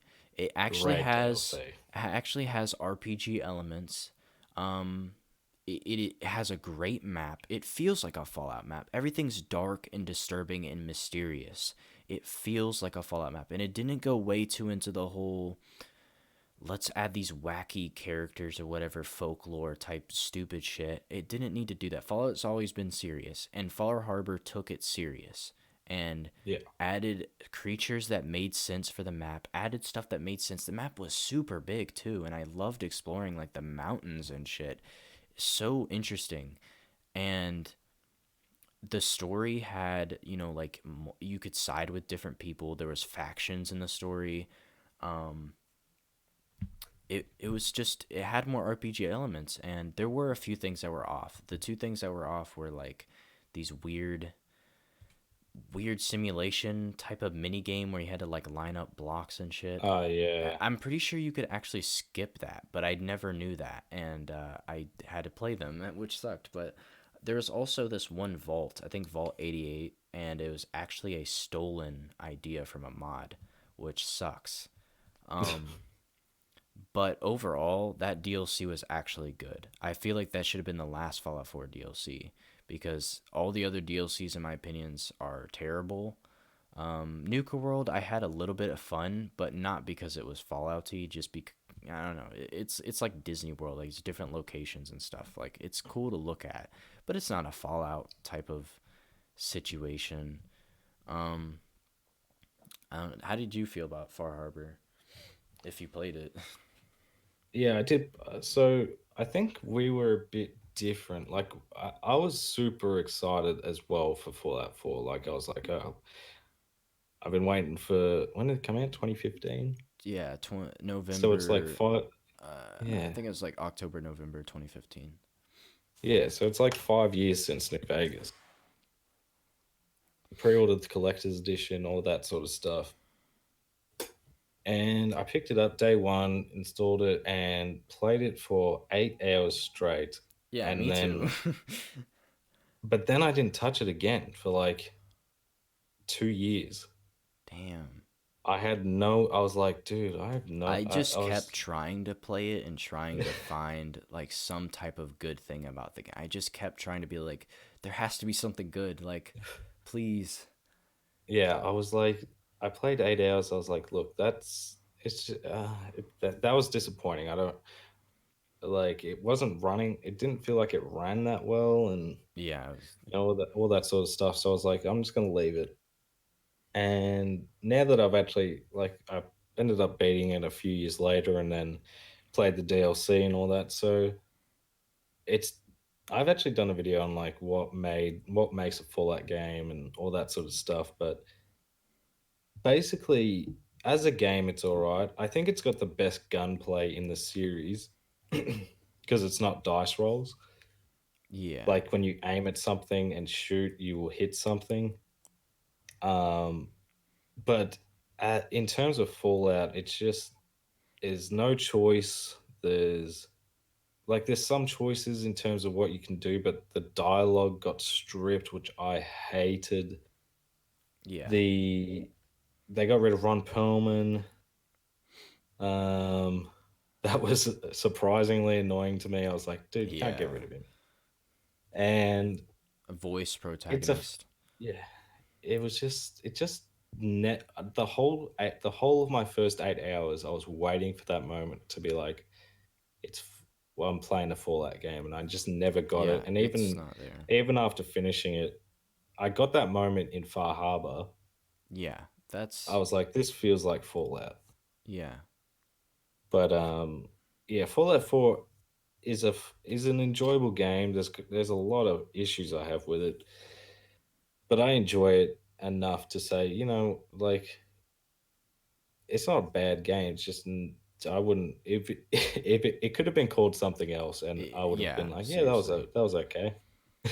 Yeah, and something I would say, I feel like I look way too close to like the visual looks of things, but Fallout 4, I don't know if this is like some type of like psychological type of reasoning behind why they did this for the game because they wanted to reach more people, but Fallout 4 looks like a less threatening game. And not only because it looks like Play-Doh and everything's soft, but because Fallout New Vegas and Fallout 3, especially Fallout 3, the architecture is creepy. It's and I think they misunderstood Fallout architecture. Fallout architecture is a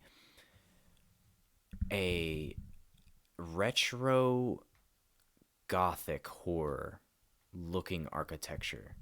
So it is not just retro futuristic. It is a like a gothic retro.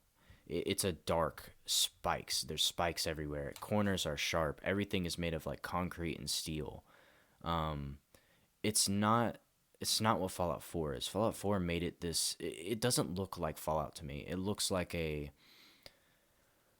I don't know. It looks like a futuristic type of city. It doesn't look like a retro. It is retro. Like it's clearly just like there's so many curves. There's no sharp edges. There's Mm. rarely any sharp edges in Fallout 4. There's no spikes or anything. I know that's such a small detail, but I feel like it's a subconscious thing where like you look at the world and it's so much it's so not threatening. But if you look in Fallout 3, so many buildings are just there's spikes on top of them. Everything's so dark. You look in the windows and it's just an abyss. It's creepy. It's dark and it's scary and it's like that's what Fallout is. It's supposed to be creepy and horrific and like everything is dead. But in Fallout 4, there's bushes and stuff. And I know the trees are still dead, but they still look brown. Like I don't know why they're brown.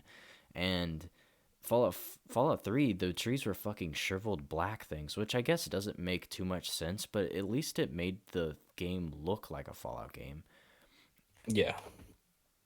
Fallout 4 just like it just it doesn't act like a Fallout game to me. And Yeah, I couldn't agree more. it's the same And thing for 76 as well. But 76 has yeah, even more issues than just those two things.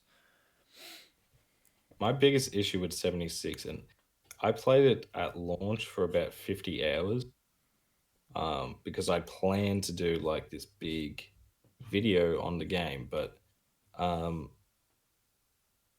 my biggest issue with that game, like, was just it ran like dog shit Oh all the yeah, the time. glitches just and the connection errors and everything. Like I personally have not played the game. And I know that sounds like I guess you can say I'm not as my opinions aren't as legitimate because I haven't played the game, but I think it's all out there. I've seen so many videos about the game and I've seen gameplay of the game and people play it. I pretty much know what the game is. It's not a mystery what the game is. Yeah, You loot and shoot and loot and shoot. It's a cycle. You build stuff. You have like like settlements and stuff, and you just junk constantly. And so I feel like I have a legitimate reason to dislike the game, and I didn't buy it out of protest. I'm not just gonna buy a okay. Fallout game because I had Fallout on the title, and I said no, I'm not gonna buy this because after Fallout 4, I was expecting them to learn from that and make something better in the future. I didn't even expect a new Fallout game to come out at the time. I was like, this is too early for them to do this, Yeah, it felt early. and it's because it's just a rushed product, and it's not even just that it's not a Fallout game. It's just in a moral game. It doesn't.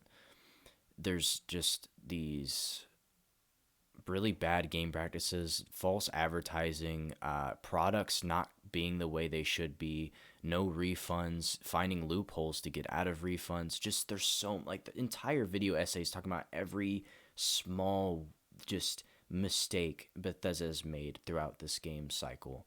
And it's just so many just messed up stuff that game developers should not be doing. Um, and I don't want to Yeah. blame the game developers because a lot of the game is actually made by Bethesda something in Texas, and Mhm. I don't blame them. They had to like make this multiplayer thing. They were rushed into doing it. I can't blame the developers. Developers don't always choose what they have to do, but I really dislike people like Todd and people who are higher up who get the say in things and talk to shareholders and stuff and talk about this stuff, or maybe not shareholders because it's a private company, but people who pull the strings, they need they just don't understand. And like I wouldn't be surprised if people didn't criticize 76 enough. I wouldn't be surprised if there was loot boxes in the game right now. The store is just disgusting. You can buy a hat in the Yeah. store for more than you could buy a hat in real life. It doesn't make any sense. Um, so that it's just It's not a mystery why anybody would dislike the game. No. I so 76 was, I think it was important because it actually it made, like, Bethesda games used to come with, oh, they're buggy, but they were good It's enough to like Bethesda. ignore. It's the Yeah, Bethesda excuse. Bethesda bug. And then 76 came out just so broken. It was just It's a ridiculous. wake up call, I think, and it's more of like we sacrifice Fallout 76 just to make people realize that Bethesda's not the company that they think it is. Yeah. And you know, I was kind of intense about my dislike of the game because I'd go on Twitter and people would just make excuses for why the game was good, or why people weren't allowed to criticize the game because they personally like the game. And it just really made me angry because it's like, this company has lied to you, lied to your face about like 16 times the detail on the E3 stage. Are you kidding me? Like, that's not something like, you can like 76, but you need to be able to criticize the game. It's a buggy game. You can't just say, Yeah. "Oh, the bugs don't matter." Like, that does matter. And I feel like The bugs definitely matter. it also pulled into question that, is it legal to release a product that doesn't work? Is it legal? Because you can make a car, but that needs to work. You need to make certain products that need to work, or you get an automatic refund. Every other type of industry, usually, if, if you buy some soap and you're like, dude, this soap, like, it gave me I don't know, like, it made me sick, or like, Gave me VD. I don't know, something, the freaking company would be like, "Oh fuck, dude, we're so sorry. Oh my god, let's give you $1,000 refund right now." Like, they're crazy about that stuff. But the games industry, they will refuse to refund you, and I just don't understand that. I just really don't. And they'll get away with basically gambling for kids and stuff. And I don't know. I'm very like, um, I really don't like the state of certain game developers and adding loot boxes and these very exploitive game elements, and games as a service. Just kind of annoys me because it just downgrades our games. And 76 is just another example of one of those games that, and I think I like that 76 has failed, because now people understand. And now a lot of people are actually looking back and saying, Bethesda really hasn't changed. They've always been like this. You look Yeah. at back at Skyrim, and, stuff, there's a lot of like DLC stuff that they lied about, and stuff like that. And a lot of stuff they removed. Like, over time, the Elder Scrolls series has gotten more and more simplistic, just like the Fallout series. And it's like, they haven't really changed. So I like the fact that people are kind of listening to it now. Because there was a lot of Fallout 4 sympathizers. A lot of people that were new to Oh, Fallout yeah. and really liked Fallout 4, but they never played any other games. And a lot of them now are like, yeah, this isn't Fallout. I'm sorry. Yeah, I think, because I have seen those people were like, yeah, Fallout, what are you talking about? Fallout 4 was great. It's like, but are you looking at it from a Fallout perspective or a game perspective? Yeah. With 76 though, You should really yeah. respect your source material. Like, I don't want to interrupt you, just real quick. Like, I made the No, you're example right. in one of my videos that Halo is a great game. It's a great series. I fucking love Halo so much. But if you Love made Halo. Halo 6 or Halo Infinite a racing game, and it could be the best fucking racing game on the earth, it's still a fucking awful Halo game, because Halo isn't a racing game. Like, Yeah. that's what 76 is. Yeah, 70. What I will say for 76 is, when did it come out? 2 years ago? Three? I think Didn't come out three. two. I don't know Yeah, actually. I would say two. I think it was 2018. Um, so it has been a while. I have heard the bugs have gotten better, and they actually just released an update Well, yesterday or the did you day hear before. about Fallout first? Oh yeah, I've heard about Yeah. Fallout first. Ooh. But I already have 76. I just want to see what it's like to play today in comparison, because there was I remember there was a whole day where one of the main quests was broken. Like no one could progress Yeah, further in the main quest. yeah, I heard about that. Um, the reason I picked up Fallout 76 was because one, I didn't have any idea what it really was, but my brief idea of what it was basically the Elder Scrolls Online. Mm, I just wanted to see other people. That's not a great MMO, but that is I enjoy playing that game for some odd reason. I just find it really addictive.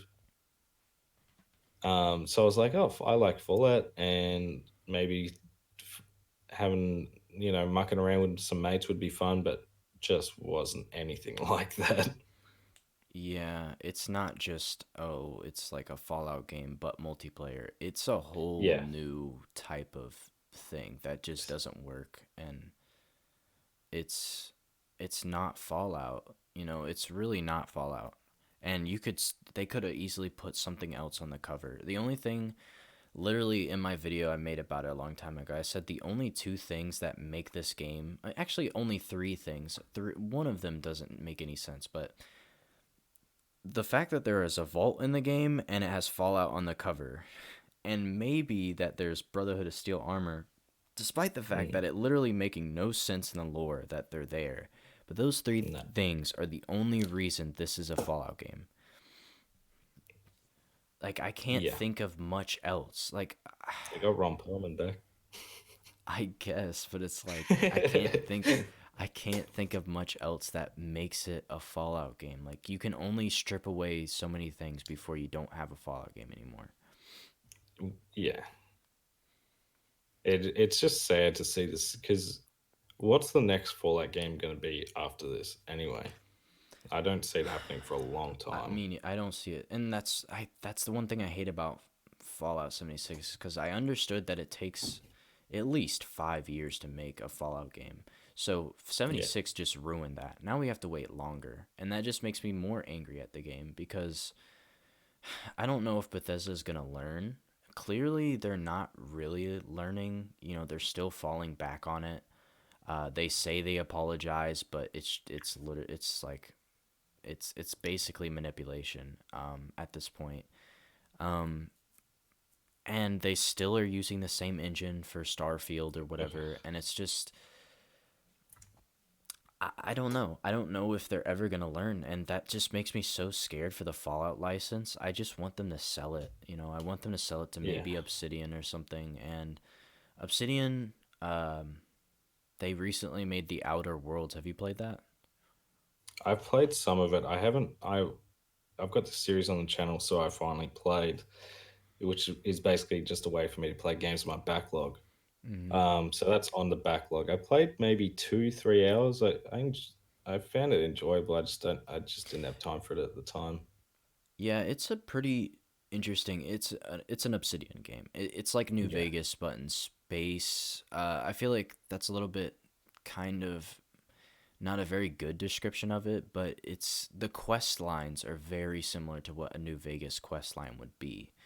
And the problem I have with that game, I was recently planning on making a video talking about the problem I have with Outer Worlds, because I really enjoyed Outer Worlds a lot.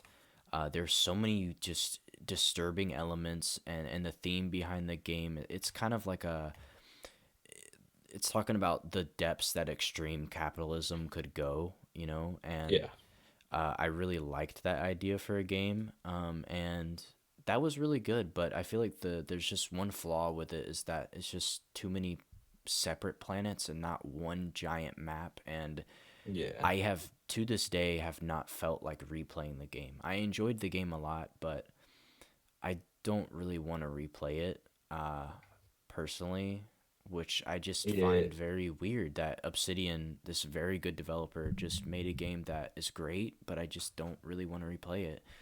But I I feel like they do a lot better with Fallout than a yeah. Bethesda would. From what I've heard about the Outer Worlds is because obviously I haven't played it, so I've played a bit, but um, it was just it's a good game that leaves room for a better game in the future. Yeah. If they want to keep going with that one, um, but I'd be excited to give it a go. I have seen a speed run of the game done in like 12 minutes or something Oh yeah, stupid like that. there's some speed runs. Is it the one where he goes into the sun or Yeah. yeah, people just do the sun one. Um that's a stupid ending, but um yeah, it's pretty good. I think when once you get 75% of the way through, that's when the like 50 to 75% that range is when the game is at its best. I think the ending of the game isn't that great. Okay. Cuz I kind of didn't I thought it wasn't the end. It just ended abruptly and I was like, "Wait, that's actually the ending?" Um Yeah, that's what my mate said as well. Just was like, it "Oh, ended it was very kind of abruptly. short."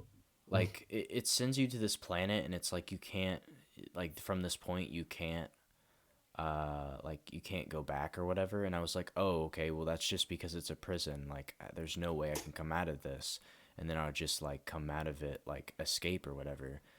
It was not at all like what it's not really like that. It's more of like you just shoot up the prison and then like it wasn't Oh really at god. all. But the freaking like that 50 to 75% area through the story is so good. There's so many different themes. Like there was just one part, I don't want to spoil it for you if you ever play it, but there's one part that genuinely disturbed me because of just and it was such a small part of the game. It really didn't matter at all, but it just really disturbed me. Um do you mind if I spoil it? Nah, I don't mind, It's mate. like so you're once you get to I think it's I don't know what it's called, the main hub where all the rich people live, you eventually get there, and it's like this utopia city basically. It's not really obviously, but the obviously it's very corrupt and fucked up, and nothing is as what people say. So there's this program where I guess like people who get lucky go into this lottery type situation, and if they get picked then they get to live on in the city in this like luxury type of hotel type of thing, but they have to live there forever. That's part of the thing, and it's like it's supposed to be this extremely luxurious type of area, and it's I don't know what it is. It's like at some type of test or whatever, and it's advertised as this really cool thing. And you go into the room. There's like description of what the thing's gonna be. It's kind of like a hotel, and you read about everything, and then you have to sign this waiver, and then you go into the. It's just a really grand. It's like gold everywhere. You go into the elevator, and then you push the elevator door and it has this nice song, and then the song slowly starts to distort and just cut off. And you see that the walls turn from gold to concrete. And then you get down to the bottom floor and there's just a pile of bodies killed by robots in Jesus. this concrete room. And it's just literally the mayor of the city created this as a trick to get to kill these people, and it's just really messed up because a lot of them are like from other planets and they're poor and they just won the lottery, and it's just like so like because I was fully expecting like this is gonna be a cool quest. Like I knew it was gonna be fucked up in some way. Like I thought it was gonna be like, oh, they're being controlled too much, or like they're being forced to live here and they don't want to live there anymore, but I didn't think they would just all be dead at the bottom. Like it was so just beyond that, and I was like, what the heck, man. And it was just like when you hear That's it, dark. like when you play the game, like me describing it doesn't do it justice because just the music cutting out, just you just like what is happening, what like it's crazy. And that's the one thing I like about that game is those type of themes and quest lines and stuff. That's what I like. But the ending of the game isn't that great, and I feel like there's not much replayability, and the fact that it's just so many different planets kind of annoys me because I kind of like everything to be in one giant map. One spot. Yeah. Yeah, because you can see the effects of everything. Um, but yeah, that's the Outer Worlds. I would recommend playing it though. The first Yeah. world is actually very like you probably played a lot of the first area. It's very like intense about like should I side with this person, and it really makes you think like dude, what is the right answer to this question? What is the moral answer to this question? Because Fallout New Vegas was more like, or Fallout 3 more so was more like, this is clearly the evil option and this is clearly the good option. Which one are you Yeah, going to pick? And it's like very obvious which one you're going to pick. Outer Worlds is not really like that for the most part. yeah. I don't know why I games came out around that time, but yeah. I need I need to clear out some of my backlog games. Yeah, I've actually recently started playing Dark Souls 1, which Ooh, is actually, love that game. yeah, I'm kind of not really stuck. I just haven't gotten to play it again because I was playing it so just straight weeks just playing that game. Um, and it's so good. And like, I like the balancing and just the gameplay of it is so well done. And I just really love the map design and everything is so just like perfectly focused on and everything. And that's kind of what I want in an Arkham game where they really just focus on the fundamentals of what Mm, the gameplay is because Dark Souls is ultimately pretty simplistic. You have a shield and a sword or whatever weapons you have, and you can switch them, and just the things you can do with the sword, like hold it with one hand, two hands, like it's so deep. Um, but it's like so simple at the same time. And yeah. I want more games to do stuff like that. But yeah, I gotta freaking beat it eventually. I just haven't played it for a few weeks. Have you played any in the series or? No, this is my first Dark Souls. I'm actually planning to play. Or I'm probably gonna skip Dark Souls 2 because I heard it wasn't that great. Uh, it's okay. and then Some yeah, I would skip I it. was gonna skip to Dark Souls 3 and then play Bloodborne, which I heard was like a successor, I guess. Um, but I don't know how long that's gonna take. Yeah, Dark Souls is that one game I have that if I could play it for the first time again, it would be that. Actually, I know. Okay, so I'm stuck. Like, I'm not necessarily stuck because I haven't really tried. I'm stuck on the boss that you fight in the sewers. That is like this disgusting, like teeth monster. Like, do you know what I'm talking No, about? the Gaping Dragon. Yeah, the gaping dragon. Yeah, I'm not necessarily. I would be stuck on it if I kept trying, but I was like, I beat so many bosses that week that I was just like, I don't really feel like trying to beat this one right now. So I've been taking a break from it. I'll come back, but I love the locations and just the interconnectedness of the map is just amazing, and the sewers, and it's so atmospheric. Man, yeah, I'm gonna beat it eventually. But man, we've how long do you think we've been doing this? I'm gonna say over 3 hours, but I don't want to say it's been three and a half. We are at 3 hours and 36 minutes. Oh damn. Dude, I've really got you out here for 3 hours, bro. I apologize. Ah, this was easy. It didn't even feel like 3 hours. Yeah, yeah. That's what I hear a lot in podcasts. They're like, man, it didn't really feel like 2 hours. I'm like, that's why you keep going for another hour, bro. Yeah. I need this. I need, like, especially when you have like weekly episodes. I'm like, bro, make them long. Like, yeah, I love podcasts, but yeah, I'm just gonna end it there. But yeah, I feel like yeah, this is really good. You're a really good guest. We had some really good discussions. And you're welcome if you ever want to come on the podcast again. That's all good. But yeah, guys, 100%. I do want to create one thing I haven't created in a while, which is like this hashtag. So, like, what we do is we have this hashtag we create, and then they comment down below. And if they posted the hashtag, then we know they watched the whole thing. So, we need to think of a hashtag for them to put down below. Um, what do you think? Well, just because oh, we started talking about it towards the end, could do hashtag souls. Hashtag souls. That's okay. That works perfectly. So the hashtag is hashtag souls. Comment that down below if you've watched the whole thing. Also, leave some questions for us in the future, and we'll answer. or I will answer them, whoever the guest is, whatever's going to happen in the future. I don't know. And we'll answer them in the next podcast. But yeah, that is the podcast number 3. I'll just pop up the title again because I like these overlays.